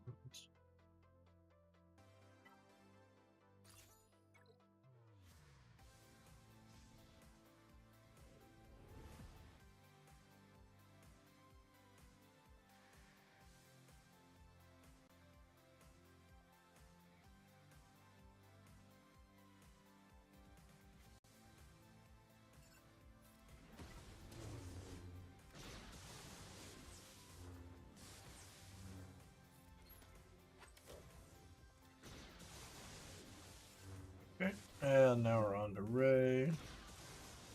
Who has crit damage I need to get off. There we go. Beautiful. Cal, you're a bitch.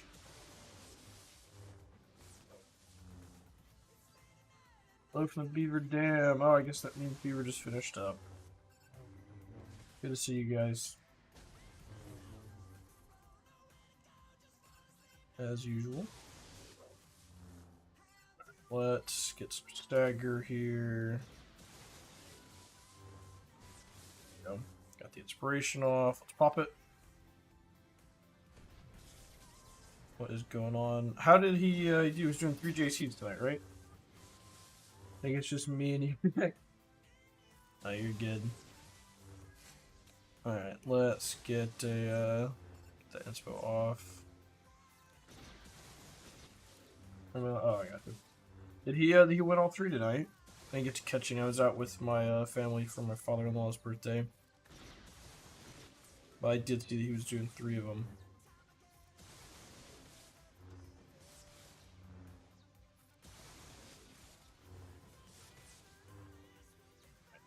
Let's lock that on Ben. Yeah, stun, please. Nice. And I would love to load up a stagger. No, he lost the smaller 2 that maybe one of his main got to. Well, that's the main one that matters, you know? Alright, cool. Just want to make sure we didn't already pre-use that stagger on Ben. Alright, Ray, you can go anytime. Anytime you feel like. Whenever it's convenient, you can go. Alright, cool. Now they're going to take like 10 back-to-back turns. Alright, let's hit that. Hopefully Mara's going to step in. Yep, cool.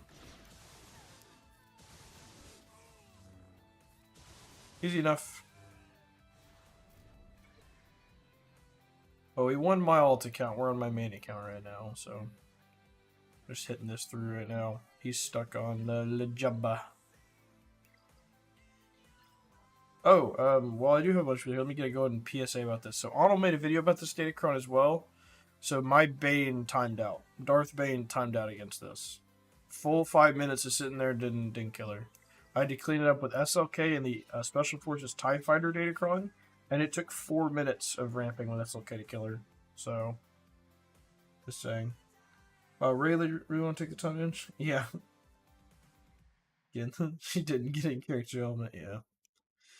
Yeah, unfortunately. Alright, what do I want to do on these? Got a Vandor there. I mean, I've got GLs and stuff out the butt, man. This is probably the next one I should do. Because this team can get kind of spooky. Let's do Trey, actually.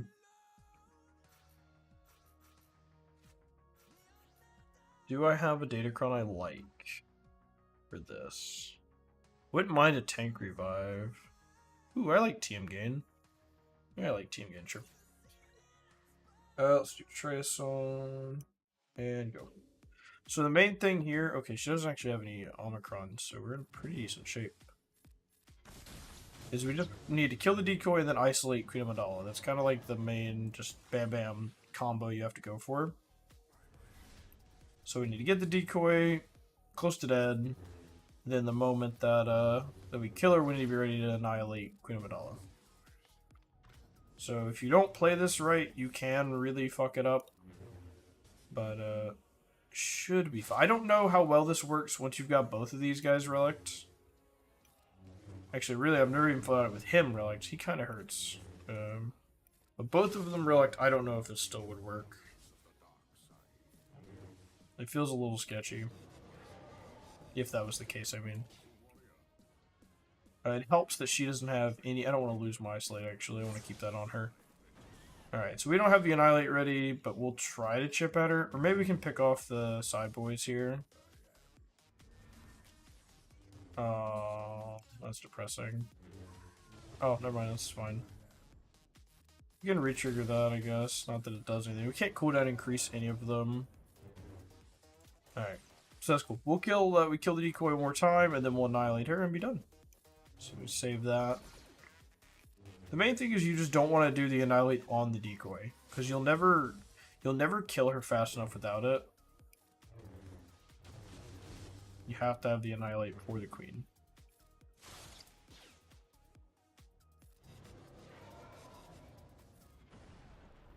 Cool. And we should be good to go. Ooh, Obi just removed my analysis turn meter. Damn it. I don't know if you guys saw that. He did. I was like 80% and he removed my turn meter, so we gotta do it again. But you can see what I mean. You know, it's not a terribly hard battle, but it's a little bit of a dance. Alright, we should be good now, though. I don't know, with a full relic on both of them, it could be annoying. And probably better mods. I don't think he had the best mods there. Let's see. What do we got here? So we got Chewie with Storm Han and regular Han. I assume it's regular Han. Oh god. Whenever Storm Han gains taunt, all allies gain protection up. While he's taunting, he has 100% counter chance and is immune to critical hits. Ugh. Oh my god, look at that defense. I'm glad I looked. 212% defense and 31% health. Good lord. Can I be just a funny guy and just mirror match this with Bam instead and just win? I feel like this is just better. I feel like this is just better, man.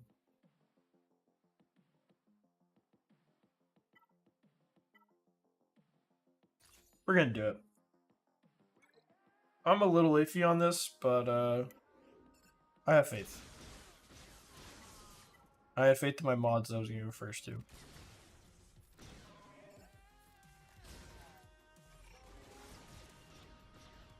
That hurt a lot.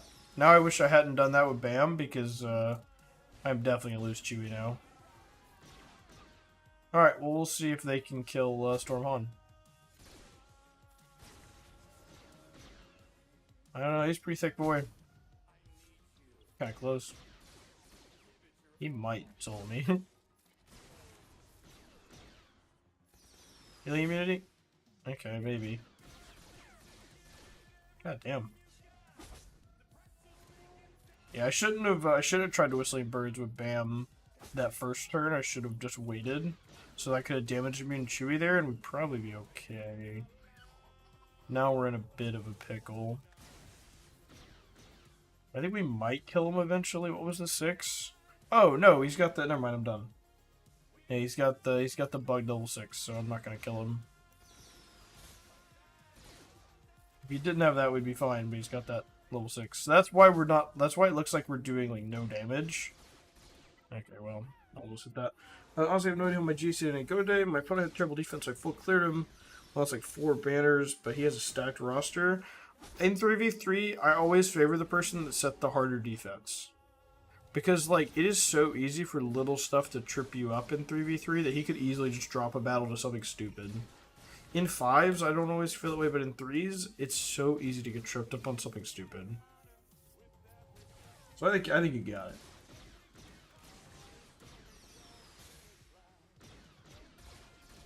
If I can get through like a stream of threes with only dropping a handful of battles, I'm like, hey, this was a W. Like, just something stupid, I mean.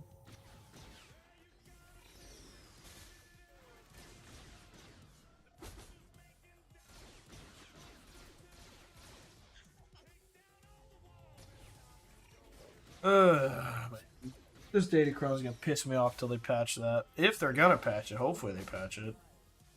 I can't deal with infinite healing tanks for 4 months.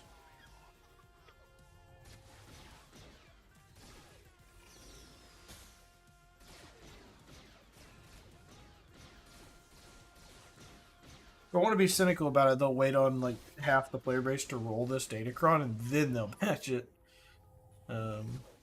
Which I don't think. I think they're just slow. I think that's what will happen, but I think it's more just that they're slow, not that they're trying to like deceive people. Because it's definitely not working as intended. Because this definitely says first time. The first time they lose all their protection. But that's just not what's happening. It's happening every single time.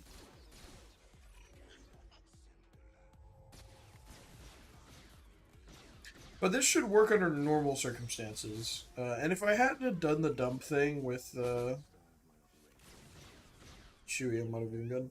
Yeah, if you go Chewie, I've got 3 of the Crown boss team, first order team with like 2.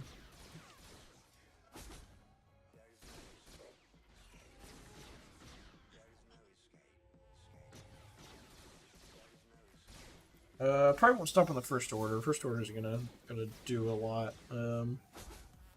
I guess I don't know where you're at, like in the GAC ladder. It doesn't sound like a good defense, but I guess it just depends, like, you know, where you're at, right? Trying to think. But he doesn't necessarily have to either stop too, right? All he has to do is do bad. So like, even if Vader just comes and steals some banners, or Bosk steals some banners, like, you don't have to win. You just have to steal some banners. If you set a, you know, just a crazy weak defense, right? So you don't have to necessarily win. Fleets is a great one that people lose banners on a lot. Even if you don't have good fleets, people will just bring like a full fleet and like lose a shitload of banners. So that helps a lot too. You can think, oh, I gotcha. Has one more. Okay, that's not too bad. 1 mil more is not a lot for Carbonite. I've seen some pretty crazy matchups where people got, you know, 5-6 mil GP more. You know, even my alt account, you know, in Kyber is like 2 mil under. But Carbonite can have some of the like craziest matchups because it's like a lot of accounts that like missed a bunch of GC, maybe took a break for like a year or something. So you've got these like 8 mil accounts playing like 2 mil accounts and shit. It's just absolutely just crazy. It's the Wild West. I would bet Carbonite's harder than Chromium, honestly, Chromium and Bronzium. Just because of the like craziness in the matchups. Alright, we'll clean this up though, that's fine. We'll send like Mando or something. Is that Bam? It's Bam. Okay, so this is annoying. We gotta watch out for timeout here. That's fine. That's all okay. But yeah, my only problem is my relax first order, LSB, relax before. Yeah, you never know. It's, you know, it's anybody's game and it's in his court now, so you need him to. Oh my god, why I'm not using troopers. I don't even know why I clicked on them. That's not happening. Let's see. I don't really mind using Afra here. Rather not, but I don't really mind it if I need to. Oh, nesty nest. Don't really want to use like an ooh, Night Sisters could be good.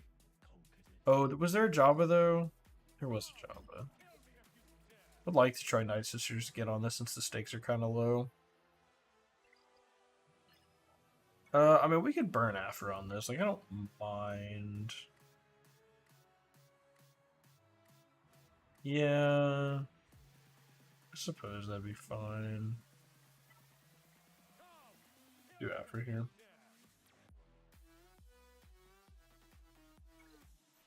Surely this works. If it doesn't work, I'll just land Afra somewhere.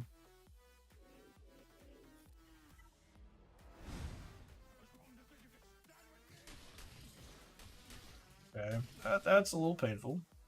Manageable, but painful. Okay, we don't want to let Hondo get ramped up, so we just need to get him up pretty quick. Cool, alright. So we gotta deal with some damage immunity bullshit here, that's fine.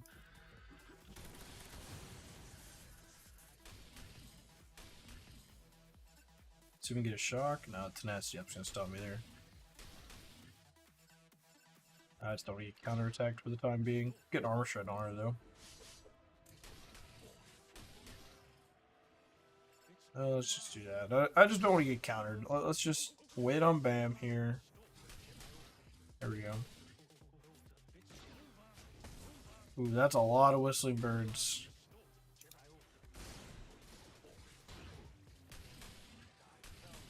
I'm really not liking this. Oh, okay, good. If he had got to use that whistling bird, we would not have been able to revive that droid at all. That would have been not good. It might have even killed Afra too. But we can bring that droid back, so we're good. I'll let them run this. They'll either kill her or they won't. I'm really not sure. Hopefully it'll work out in the end. I seem to always find myself like the weakest segment in the lobby.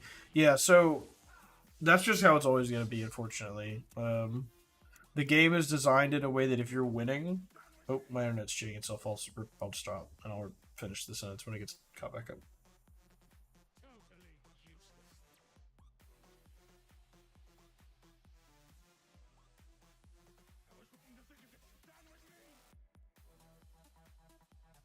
Come on, internet. Come on, internet. There we go.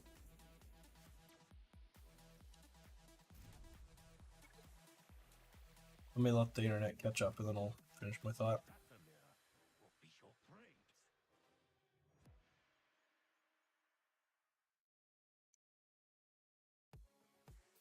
Okay, it's back. Sorry, my internet decided to start dying.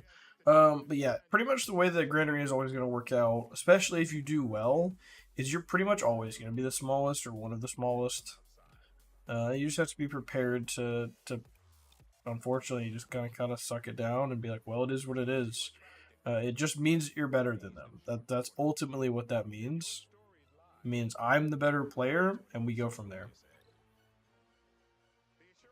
I don't know what I want to use. I really want to use troopers, but I'm probably not fast enough, am I? Oh, I'm definitely fast enough. Okay. Yeah, we can do this. I don't want to tank though. I need like a basic speed up, but I want to support level 6. Damn it. Whatever, we'll do this one. Nope, sorry, we're it. Well, the defense pad doesn't help. Let's just take one of these that have speed up then. This is just extra turn meter gain, basically. Because that buff you get on your basic is going to count toward your turn meter push.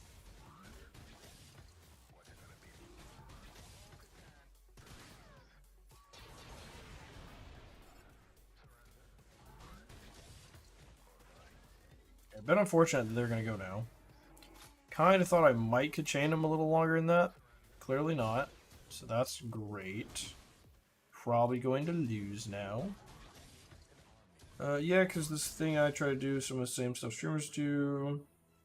Some stuff I like to finish with Captain Rex, bunch of... my biggest... And I don't know. It's an iffy situation. Like, my alt account is like... Oh, Beaver's a great example. So, like, when he does rush views, you look at them like over-invested. I don't remember what the exact... Is it fork? What's the acronym? He uses for, when you've, like, over-invested in a character, we haven't geared them. I have a complete different philosophy for when it comes to, like, smaller accounts. Okay. So, like, in my opinion, when it's a smaller account, that's fine. Like, you invest the resources you have and go from there. Like, my alt account has a gear 8 Dark Trooper with the Zeta. Like, I'm getting use out of it, but I can't spare the Kyrotech. It's one of those where it's like, it's always nice to finish those farms, you know? But in my opinion, it's more important to, like, get a GL than it is to relic Dark Trooper. So it's a different philosophy that tons of people, and it depends how you want to play the game. Like, it's probably more fun to finish that farm. It really is. But in my opinion, it's maybe a little more efficient to be like, let me get a GL and I can come back and do this later. Because let's be honest, like just using the Dark Troopers example, like what are troopers really beating in the meta nowadays? Like most teams get designed where troopers can't beat them. If I get 3-star guild, well, so that's a little different because he's required for something. So like the way I look at it is, so like this is my main account. I'm 11.8 million, and I've got a Gear 12 Scion. I don't need him.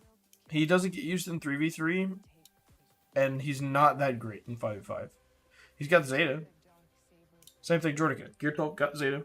Vandor, Gear 12 got the Zeta.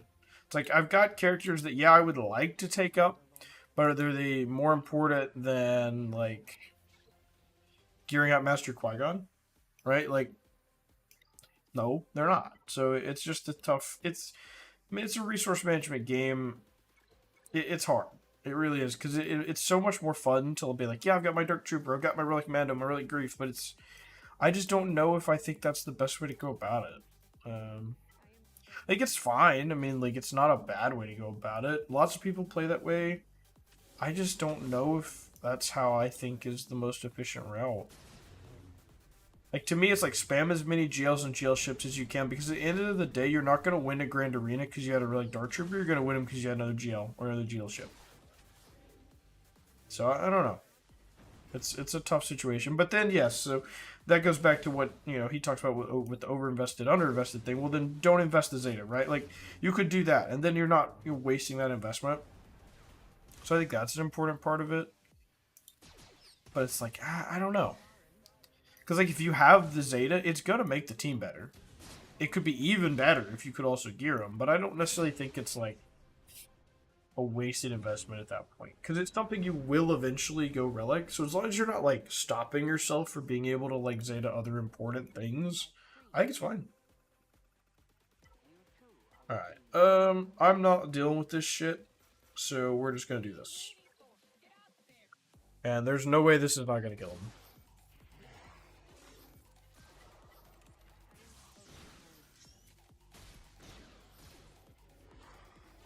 Bye. Alright, cool.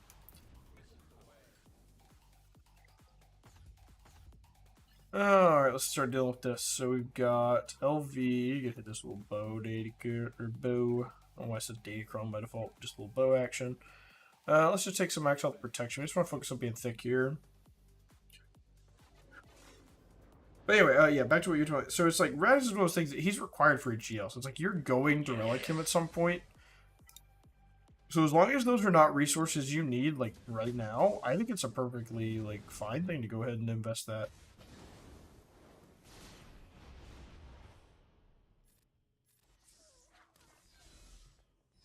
I need to get this first Stormtrooper dead, actually, because... Oh, I didn't... Oh, he got damaged me at a really bad time. Lost, like, half of that swarm.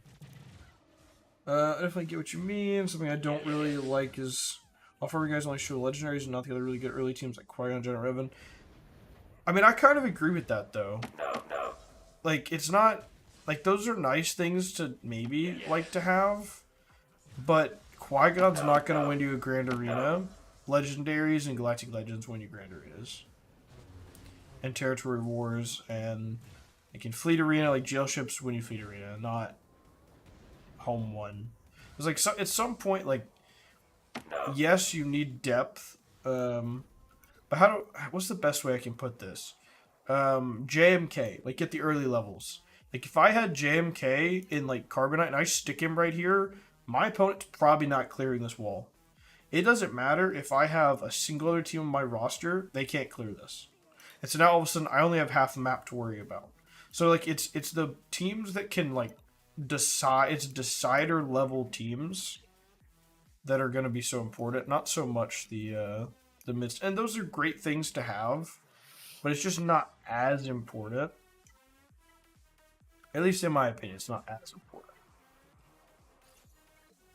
But they're fun, especially like Jedi Revan. Jedi Revan and Darth Revan are nice, but it's hard. What are some teams you recommend? I've been my youngest account at this point is 4 years old, so it's a little difficult. But off the top of my head, for like early like decider teams, I mean not so GL wise. Obviously, there's like JMK, there's Jabba. Those are big ones that like people just if you hit that and you do not have the appropriate counter, you're fucked. I mean, you're just not killing it. What else would be good? I'm trying to think what else might be. I'm trying to see if I can get this counter. Hold on, let me get this counter ticked off and then we'll. All right, should be good. What else is a really good like lockdown team? I mean, Gas is a really good one, but like you can beat that with CLS and some other stuff. What else? I'm trying to think. That's a good question. It is. Yeah, I mean, I think Gas is one. JMK, Jabba. I mean, obviously things like Jar Jar, like any of the new stuff like Jar Jar would be, but obviously that's not something that's like on your radar. So I'm trying to think for like new player oriented, probably Gas and JMK are probably like the biggest like fuck you buttons in the game. Because JMK has no non-GL counters as far as I'm aware, maybe Bow. So it's like unless someone has JML and knows how to do the counter, or they have like their own JMK, they're not killing it. So I think JMK is like the biggest fuck you team. Otherwise, you got your GL ships like Executor and Profundity. There's a lot of people that climb out of like Carbonite and Bronzium and Chromium with like just like Executor. It just sits on defense and just wins. Like bringing everything else on offense and just having that team sitting there. Darth Revan is a really good one too for early. If you have good mods. If you have really good mods and have a really fast Darth Revan with Malik, that's a really good one too. My plan is to get some LSBs. Well, I mean, it's just hoping they come back, right? But I get what you mean. The gas one's pretty fucking pricey, but if money's not really much of an issue, then I think it's probably fine. Just make sure you have Zetas and you have the currency to get gas to 7 stars. Because gas needs that Guild Event 1 currency, and I think you can use one of the raid currencies to buy the shards. Just make sure you have plenty of that currency laying around, because you will want him 7 stars. He's got no 5-star viability at all, no 6-star or 5-star. He needs to be relicked to do much. I didn't have to do this, but that was fun. So, always cool. Alright, God, we have 3 GLs left and we're fucking using Night Sisters on Java. That's hilarious. Keller and Beck with Barris. We'll do Lord Vader. I don't need this. Where's the... I got one of the dot ones, right? There we go. And make sure you have shitloads of Zetas. If you want to buy a bunch of LSBs, just start saving Zetas. Because you'll need them. It's like every fucking LSB is going to give you a bunch of characters you're going to want a Zeta. Why the fuck did she just revive? Oh, first time each healer should be... Okay. That's fine. It's like, what part of the Datacron did this?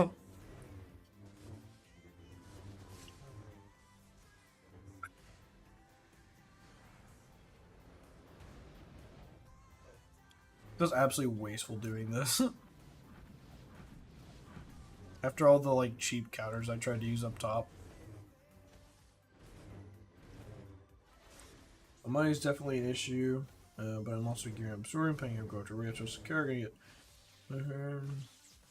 Well, I just mean like the LSBs aren't for sale right now, right? Like we have no idea if or when they might come back. So like I wouldn't bank too much on the LSB's coming back. Hopefully they do, right? But we don't know.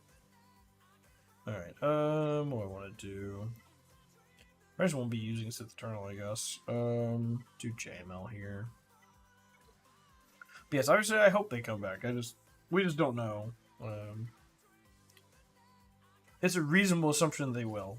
We just don't know when. Because they've been back a couple times, at least some of them have.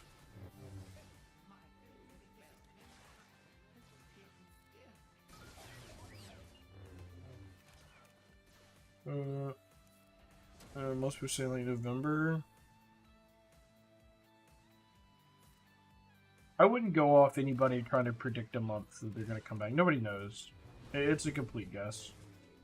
At this point with CG, they will definitely come back to the question of when. Yeah, I mean, they like money, right? Like, they should come back at some point. It's just a matter of, like, we don't know when, so I wouldn't, like, lock your whole... I guess more of what I'm saying is I would not, like, build your whole, like, farming plan around them. Because it could be a year, it could be 6 months, it could be next week. Like, we just don't really know. So just don't get, like, too don't be, like, super dependent on them coming back, I guess is all I'm saying. And maybe you're not. Just, like, it's kind of where I'm at on it. But they I mean, they like money. There's no reason for them to not come back. But they're trying to do, like, you guys know, like, I don't know if you guys are all in the US, but you guys know, like, the McRib situation, right? Like, they're trying to do, like, a McRib. Like, hey, this is something that's very sought after, and in case you don't know what that is, it's a sandwich McDonald's has, and they only do it limited time when they bring it back. Something that's super sought after, and even though people would love to have it just available all the time, we're gonna make it really rare, and, like, push the urgency. Because there are probably some people that be like, oh, I don't know if I want to buy this.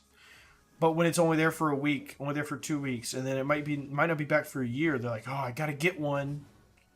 That's the McRib effect, right? So it's the same thing. It's FOMO, you know, that fear of missing out that they're tapping into instead of having it there permanently. That's the most successful packs we've ever released, like you said. See, yes, the most successful probably in terms of volume, but are they the most successful in terms of profit? That's the real question. Because I bet they're not making a ton of money on it. Because, like, imagine how much they're losing in terms of, like, people coming in here and buying, like, Kyrotech to relic characters, right? I don't know. There was just so much faster way getting to that. I didn't even get there. Yeah, so, like, if I, you know, go in here, like, I wonder how many people are not doing this now when that happens. Like, do you get an entire, like, Ray and SLK thing for $15? The $15 that you spend to do, like, a fucking LSB is worth the same as 100 Cairo. No, this is worth what? It's worth 50 Kyrotech. $15. 50 Kyrotech. It's like the value's so skewed that I almost wonder if they're... The volume, I don't know if it's making up for how much of their in-game economy they're giving away. This is a terrible fleet defense, by the way. What the fuck is this? Whatever. Watch, I'm going to drop a battle, though, because I called it terrible. I don't need to clear this. I've already won, but might as well. It's good practice to get these battles in. No real harm. Let's see. Yeah, I got you. Zoria's right now as a side farm. Gotcha. Teaching scarcity when we make them more grib. I mean, it's just a good pop culture example. Most people are familiar with it. I actually have never had a McRib, but I'm familiar with the marketing for it. But I appreciate it.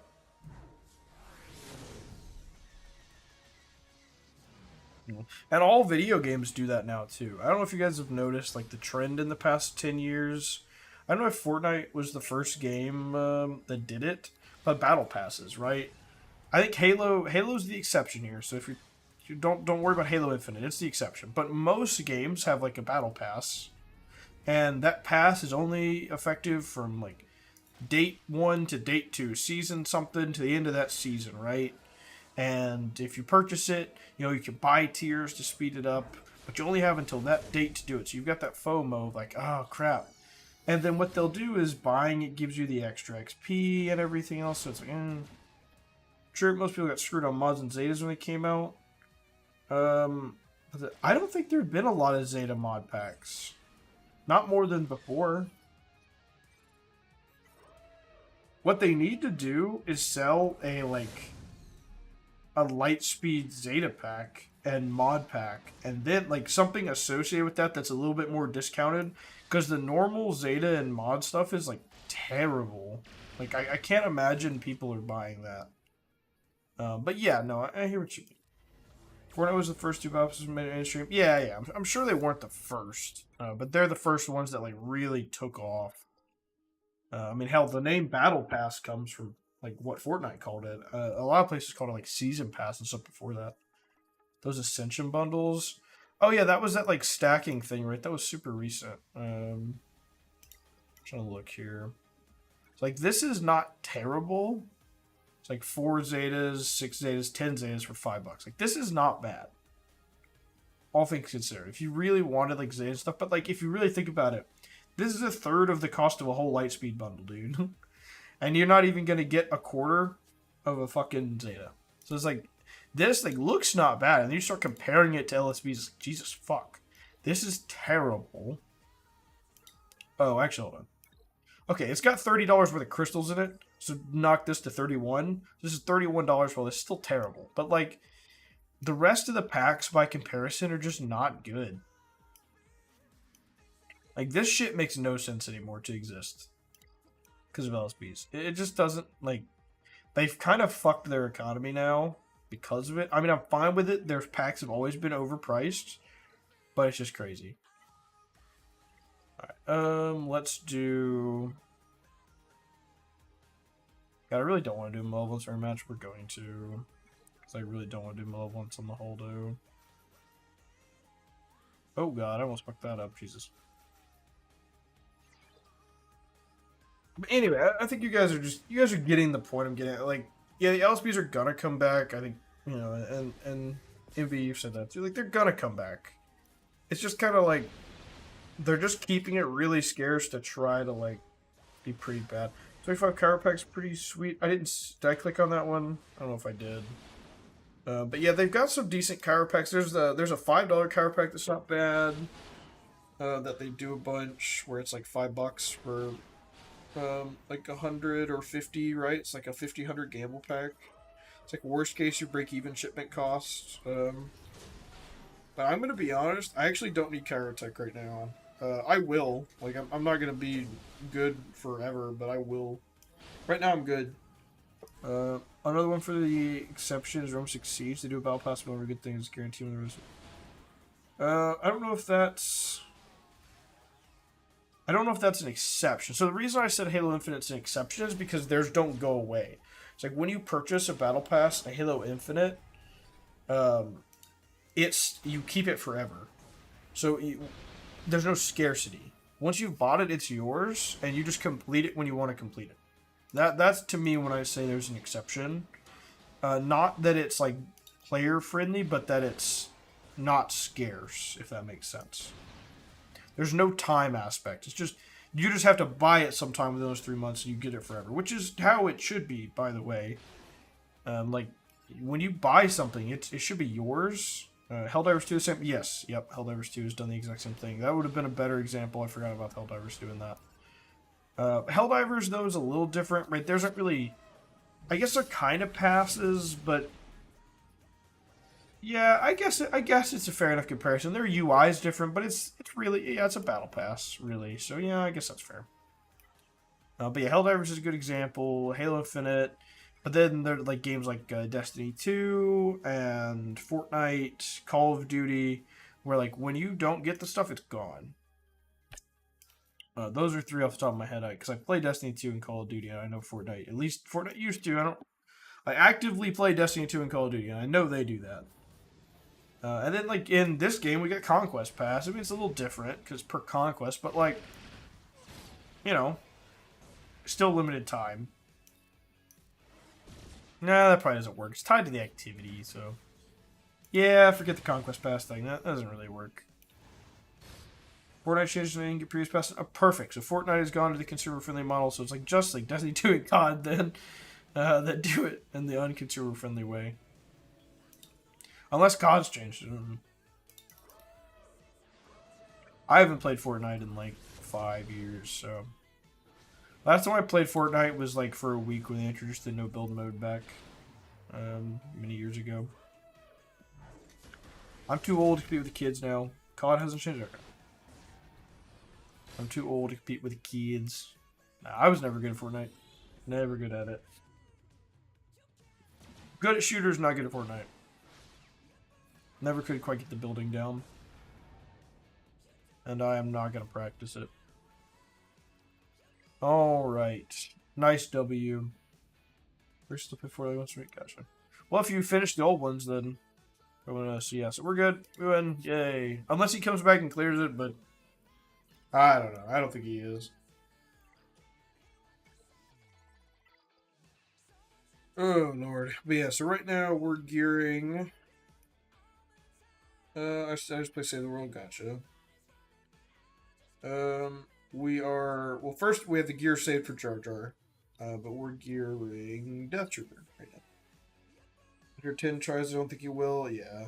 Well, I've got a... hold on, let me post a link. And I highly recommend you go watch it after we finish up tonight. This is still one of my favorite shorts. You can hear like the exasperation in my voice. Hold on. If you get a chance, that's a good short.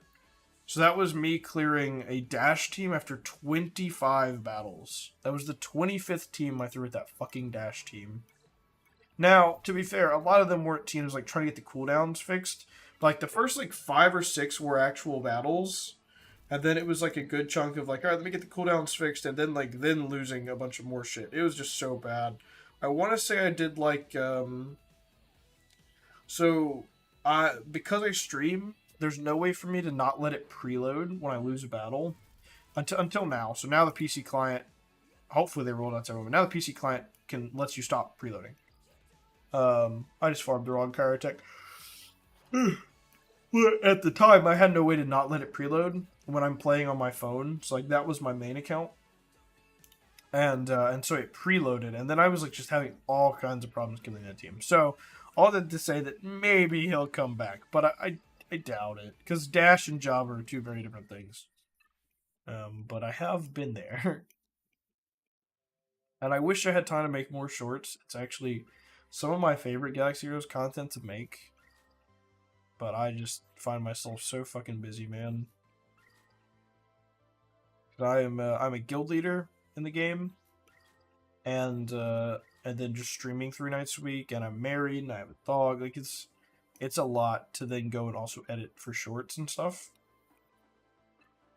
So it's very challenging. I don't know how Arnold does it, making as many videos. I guess it's his full-time job, I guess, because I also do work full-time. So maybe if I didn't work, I would have time.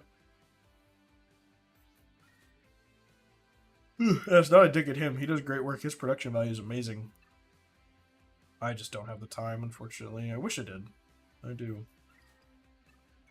Let's see. Anything I need in here? Nope. Actually, I did need these. He also isn't a killer. That's also fair. Yeah. Hello. We are just wrapping up here tonight. I believe I've done everything I need to. We can go do this really quick, actually. His music video can make some serious money. His music videos are, well, less than, his music is really good. Unironically good. I listen to his music all the time, and I play it on stream a lot too.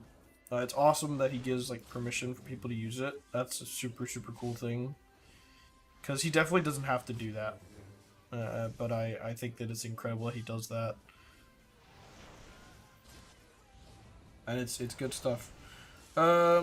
Do you think Keanu Reeves would play a great Darth Revan? I think anyone with a pulse could play a good Darth Revan. I just want Darth Revan. Cast anyone you want.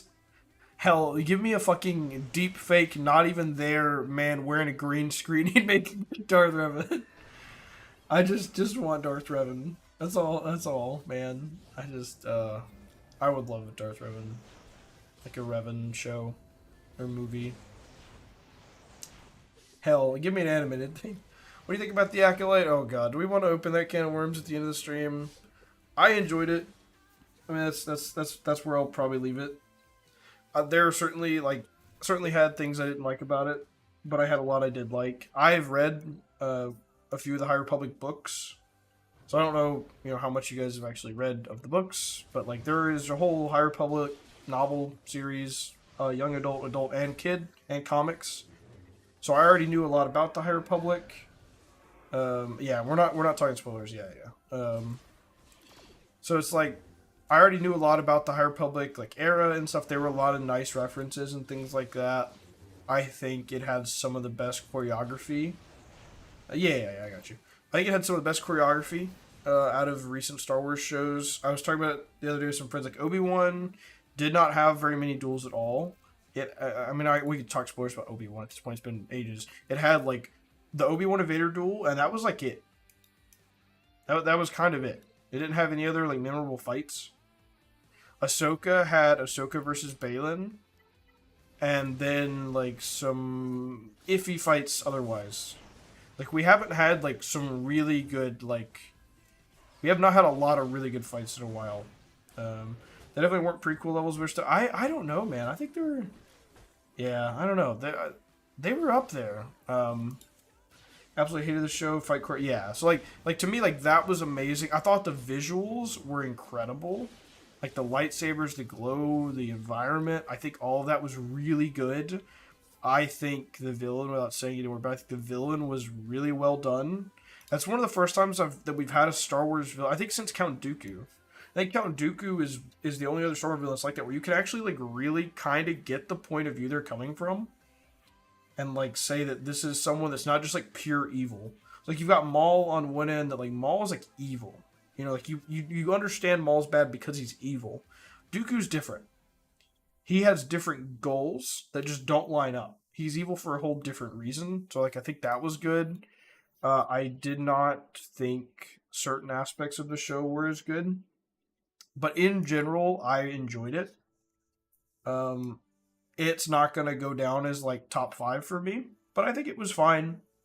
Like I didn't dread watching it. I was always like, all right, cool, let's see what happens next. So I think it works better as well. If you ever want to consider rewatching it, I think it works a lot better binging it.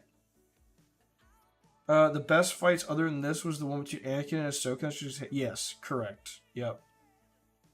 Well, I mean, obviously that was acting. He crushed her. But yes, yeah. That was really good in the Ahsoka show. You're right. I did forget about that one. But yeah, I think the best way to watch Acolyte is to watch it, binge it. Because I think the worst part was it was like start, stop, start, stop, start, stop. It's like, hey, we're getting somewhere, we're learning information, end of episode. Okay, we're back again. Oh, we're getting somewhere, and we're at end of episode. Oh, we're getting somewhere, end of episode. So like it was that should have been one less episode, and they should have found a way to stitch it together a little better. Because the episodes were too short, and they start and stopped like crazy. I think if they had made it more continuous there, it would have felt a lot better. There was also a lot of traveling. Yeah, but that's most Star Wars shows, to be honest. Like, that's not really... I mean, hell, half of Mando is sitting in the Razor Crest, so that's not... I mean, I'm not going to nitpick it for that one.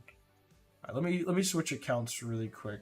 I've got some stuff to take care of on the alt account.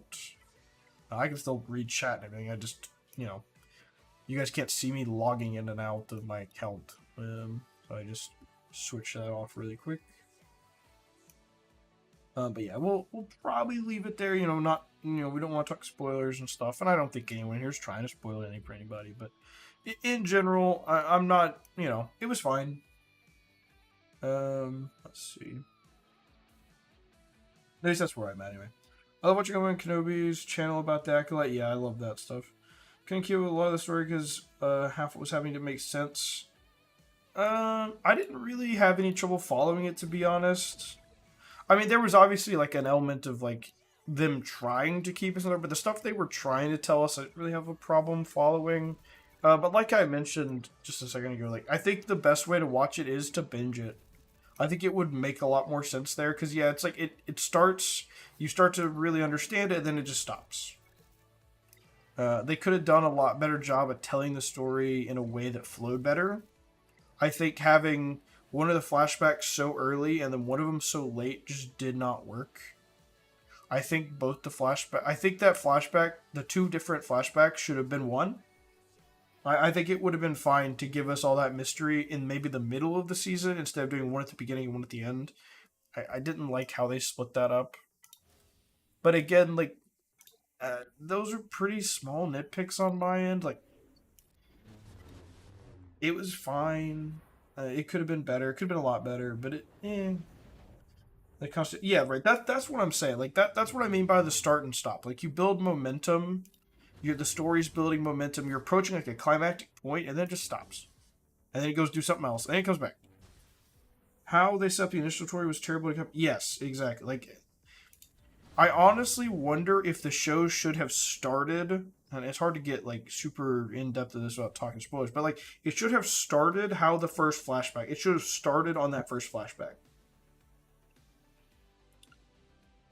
I was mentioning about the ending, did not see it coming at all. I kinda saw it coming, but it did take me a little by surprise. But I think I don't mind a good twist. It's better than the episode 8 twist of, hey, raising nobody. Ha ha ha, funny.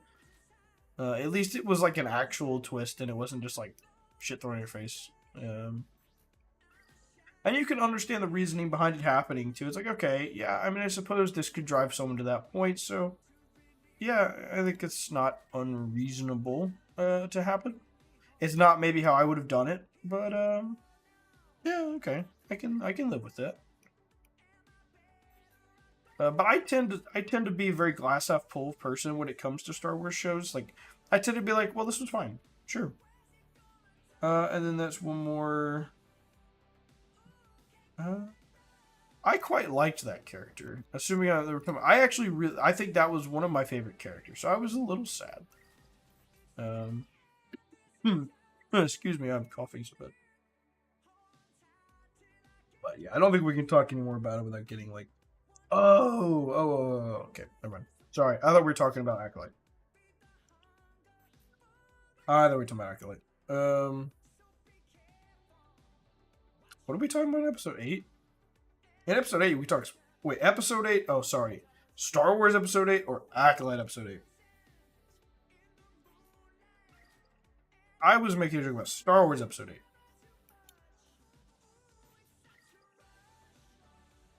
Oh, yeah, that's not even what I was talking about. No.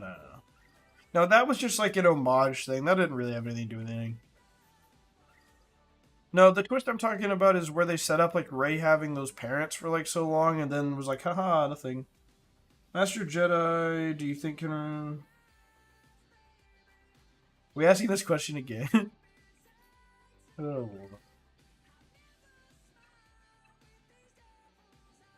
Nobody has to look. You're really invested in this Keanu Reeves thing, huh? I don't... Has he ever expressed interest in doing it? I'm actually... Hear me out. I'm actually kind of excited for the Rey movie. Because, like, it can't be worse. And I didn't even really hate the sequels that much, but, like, it can't really be worse. Like, it can only make them better at that point.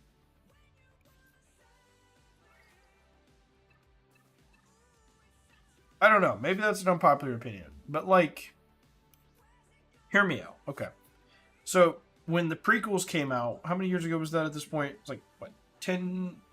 Episode 1 came out in 99, right? And then by the time they're all out, it was like 2006? Something like that. When the prequels first came out, everybody hated them.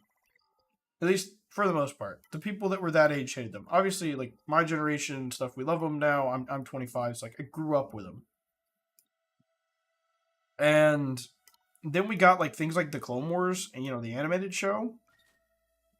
And that got so much love for, like, expanding on, like, a super obscure thing. But when you're glaringly changing continuity... They didn't glaringly change any continuity in Acolyte. They didn't. People can say it, but, like, nah. They didn't change anything. I'm going to talk brief spoilers for, like, half a second about Acolyte. So if you haven't seen it, this is super, super tiny. Super tiny. Not even about the main plot. The Ki-Adi-Mundi thing, Ki-Adi-Mundi does not have a canon birthday. I don't know why people are dying on that hill. He doesn't have a canon birthday, and it did not matter that he showed up for 30 seconds. That does not matter. I do not know why people are dying on that hill. But anyway, and also Yoda's been covering shit up in the entire High Republic. So that's... Anyway. They didn't change shit. I don't know why people are going on about that. I've got plenty of problems with the show, but that's not one of them. It's a fan cast, but I can't see him playing a character that has more than 20 lines. That's funny. Yeah, I mean, like, at the end of the day, like, the whole collapse of the Jedi Order was kind of Yoda's fault. There's a yeah, I've seen that, but that's first off not made by George Lucas. Let's be clear. George Lucas did not write the visual guides. He was a reference. Let's be very clear. And like, are people really gonna die on the hill of it had a birthday in a visual dictionary? You know what I mean? Like,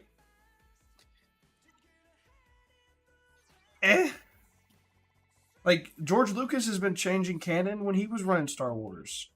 He literally said in the original trilogy, there's blue and green. Good guys have blue and green lightsabers, and Mace Windu got a purple one. Right? Like Star Wars canon's always changing. It's always changing. Something like that is not a big deal. It is always changing. George Lucas changed canon more than anybody else. Yeah, I know that like it's a great reason now, but now we have tons of other purple lightsabers. So it's like, if there's like a real, like, hey, they really fucked up like a major story thing, like, okay, but like they didn't. Jack, who do you think would play a great Mara Jade Skywalker? Well, we're never gonna get Marlon. We're never gonna get Mara Jade, so I don't know that it really matters. The girl from Jumanji, to Scarlett Johansson, or I actually have no idea who any of those people are. I've not seen Jumanji 2, and I don't know. I've not seen X-Men. I know Scarlett Johansson. I guess she would do fine, but I don't know any of the other actors there. But anyway, and I don't mean to turn this into like a canon, but like I remember hearing a great explanation the other day. Who was it was talking about it?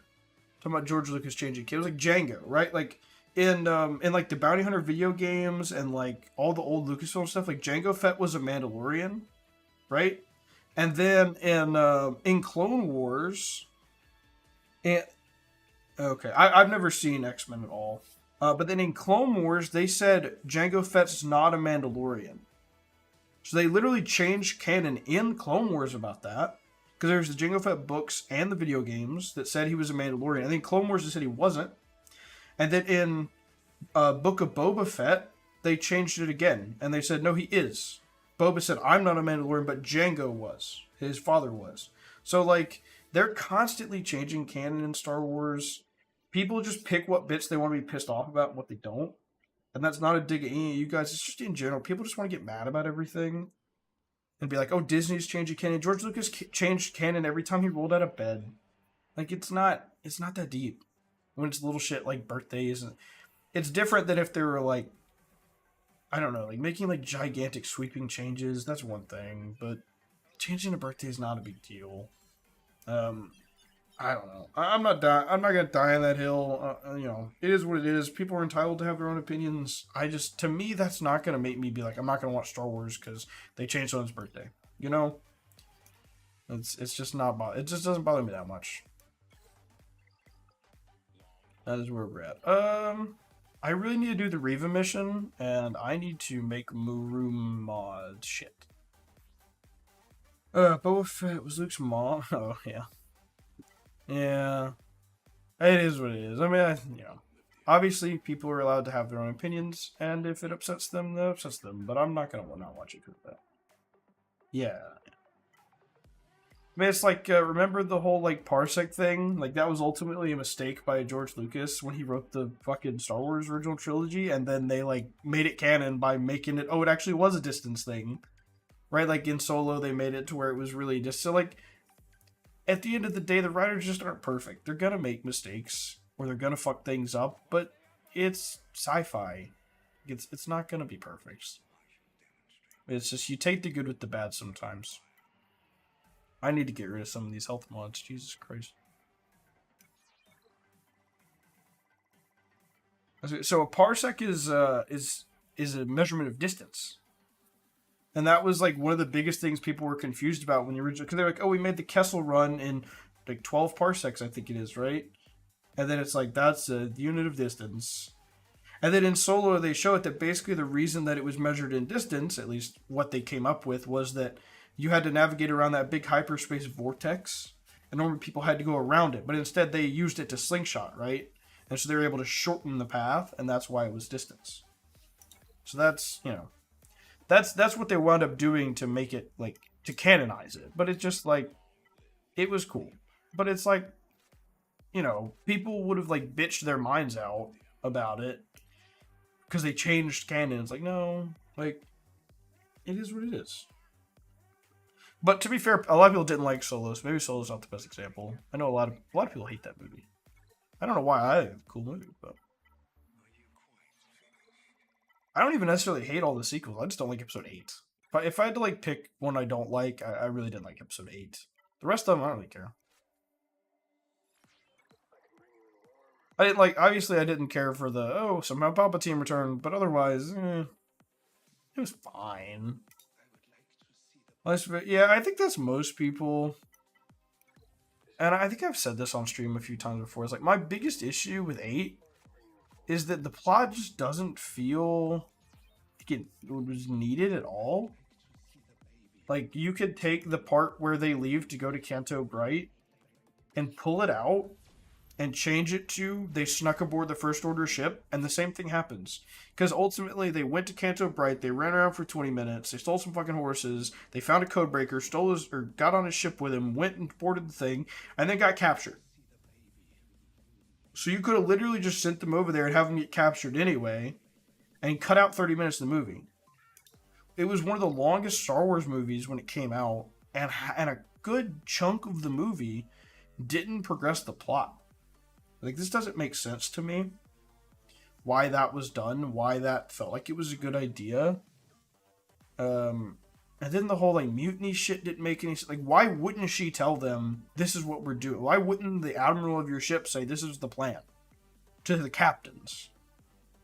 It's like, why wouldn't... I don't know. There were a lot of things. I did not like the direction it went. I thought visually it was really cool. I mean, some of the shots in that movie were great. But yeah, that's the biggest one I just have problems with. I'm gonna Die on the Hill. No, I think it's a perfectly valid take. It's not my favorite, but I think it's a great Star Wars movie. Kessel takes place inside a large nebula, full black holes. Right, but what I'm saying is that when Episode 4 came out, that information didn't exist. Like it was they've admitted it in interviews. Like it was a mistake. George Lucas said it was a mistake writing the script. That line. But they decided let's make it Star Wars. Let's make it happen. So like it's not like he has some giant map in his head of Star Wars. Like he's making it up all the time, and now Disney's making it up all the time, same way he was.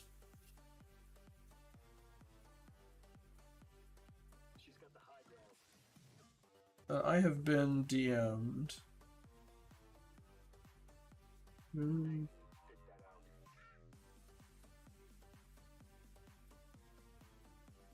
I assume most people hate when someone says something. It's whatever. I don't think Return of the Jedi is even like top 3 for me. I don't even think it's top 3 for me. Empire Strikes Back's good. My favorite's probably episode. I need to figure this out anyway, but I think my favorite's probably Revenge of the Sith. That movie is just incredible. I love that movie so much. Empire Strikes Back's probably 2, and then I'm between. Yeah, then I'm probably between Rogue One or Return of the Jedi, probably. Yeah, right. That's what I'm saying. Like that's my biggest problem with Episode 8. Is that like it just felt like it was complicated for no reason. And I think that was an issue with I don't want to turn this into let's hate on people the stream. I think that was an issue with the director, to be honest. I think Rian Johnson went in and said, how can I just like piss people off the most? Not literally, but like he did that with the Rey parent thing. Like he built this up and then was like pulled the rug out. He's like, haha, got you. And like the whole other thing is like, haha, got you. Like it's like his whole goal making the movie was how many twists can I put in here that just don't make any damn sense? So I don't know. It's like, again, I don't like hate the movie. Like if someone said, hey, we've got episode 8 on, I'd be like, all right, cool. Right, yeah, like I've seen him say things like that too. I'm like, that's not it. When you make like a standalone movie for a fucking film festival, go nuts. But like, why would you do that in like an established franchise? The biggest mistake they made was going into the sequel trilogy without a plan. Like J.J. Abrams directed the first movie, Rian Johnson directed the second. There's supposed to be a whole different director for the third movie, and that guy quit. And then Rian Johnson did, or then J.J. Abrams did the third. I think J.J. did a great job with what he was given for Episode 9 because Rian Johnson killed off the fucking villain. What else was he supposed to do? He literally killed off the fucking villain that he had been building up. Like the hell, that's like a it's like the original trilogy. Episode 4 happens, then Episode 5 happens, and Vader and Palpatine die.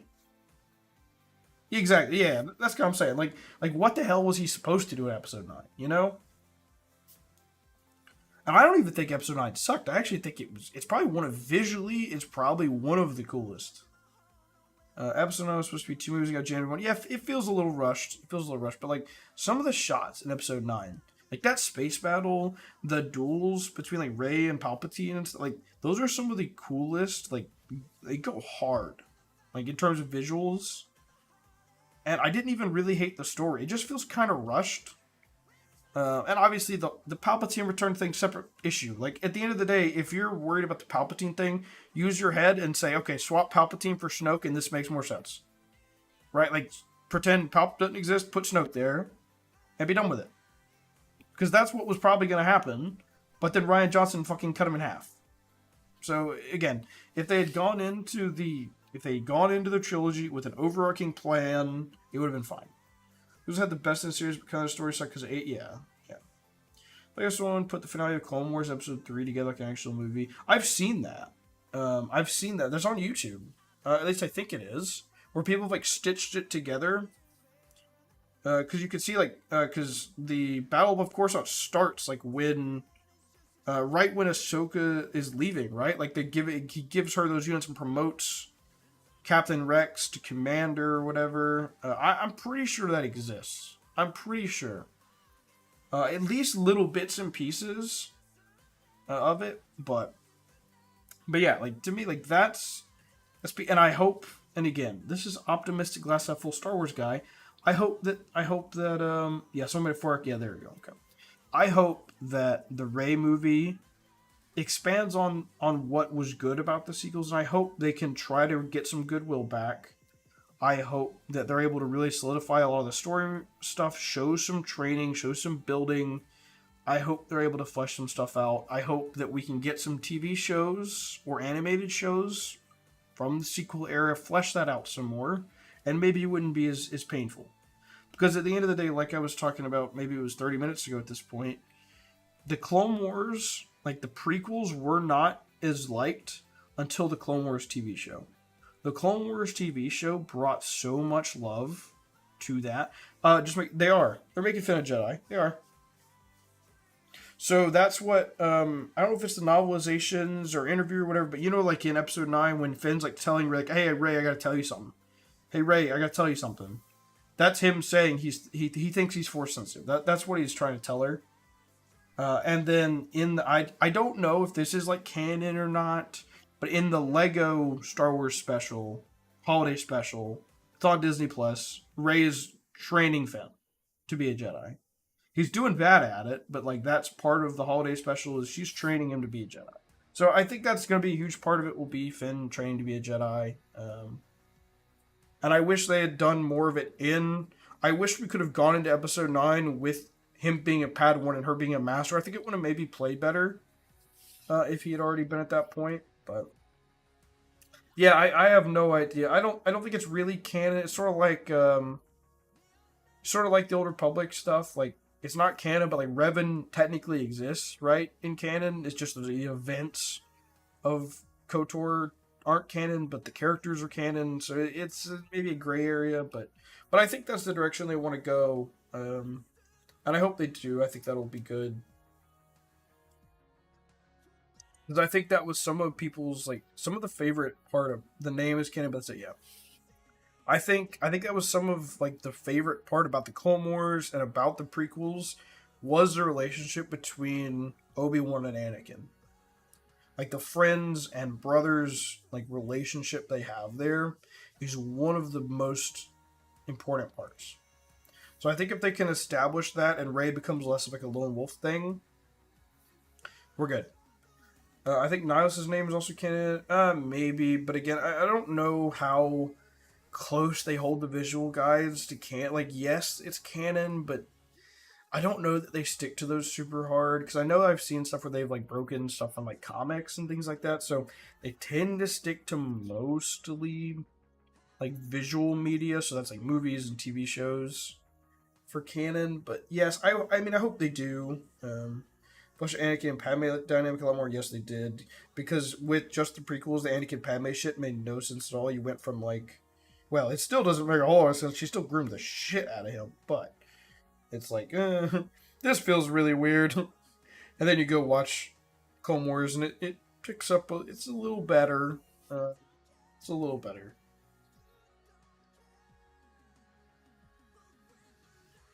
I hope one day we maybe get a live action Clone Wars TV show movie, where like kind of maybe just like even live action Siege of Mandalore, just because like what the bits and pieces we got in in the Ahsoka show was so good.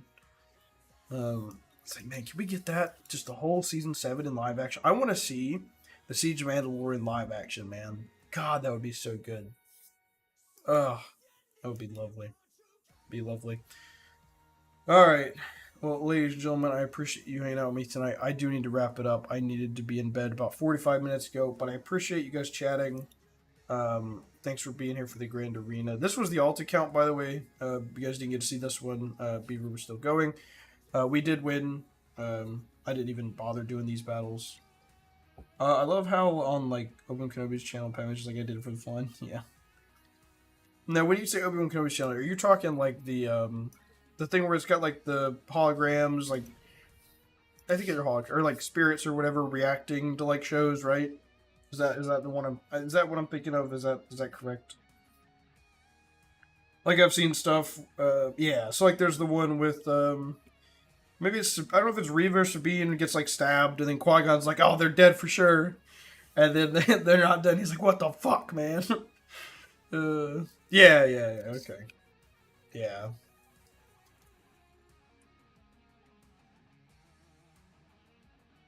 yeah. Those are always a good chuckle. Always a good chuckle, and it's in good fun. You know, they're never like getting super angry about anything. It's always just in good fun. All right, I will see you guys later. Peace out. Have a good one.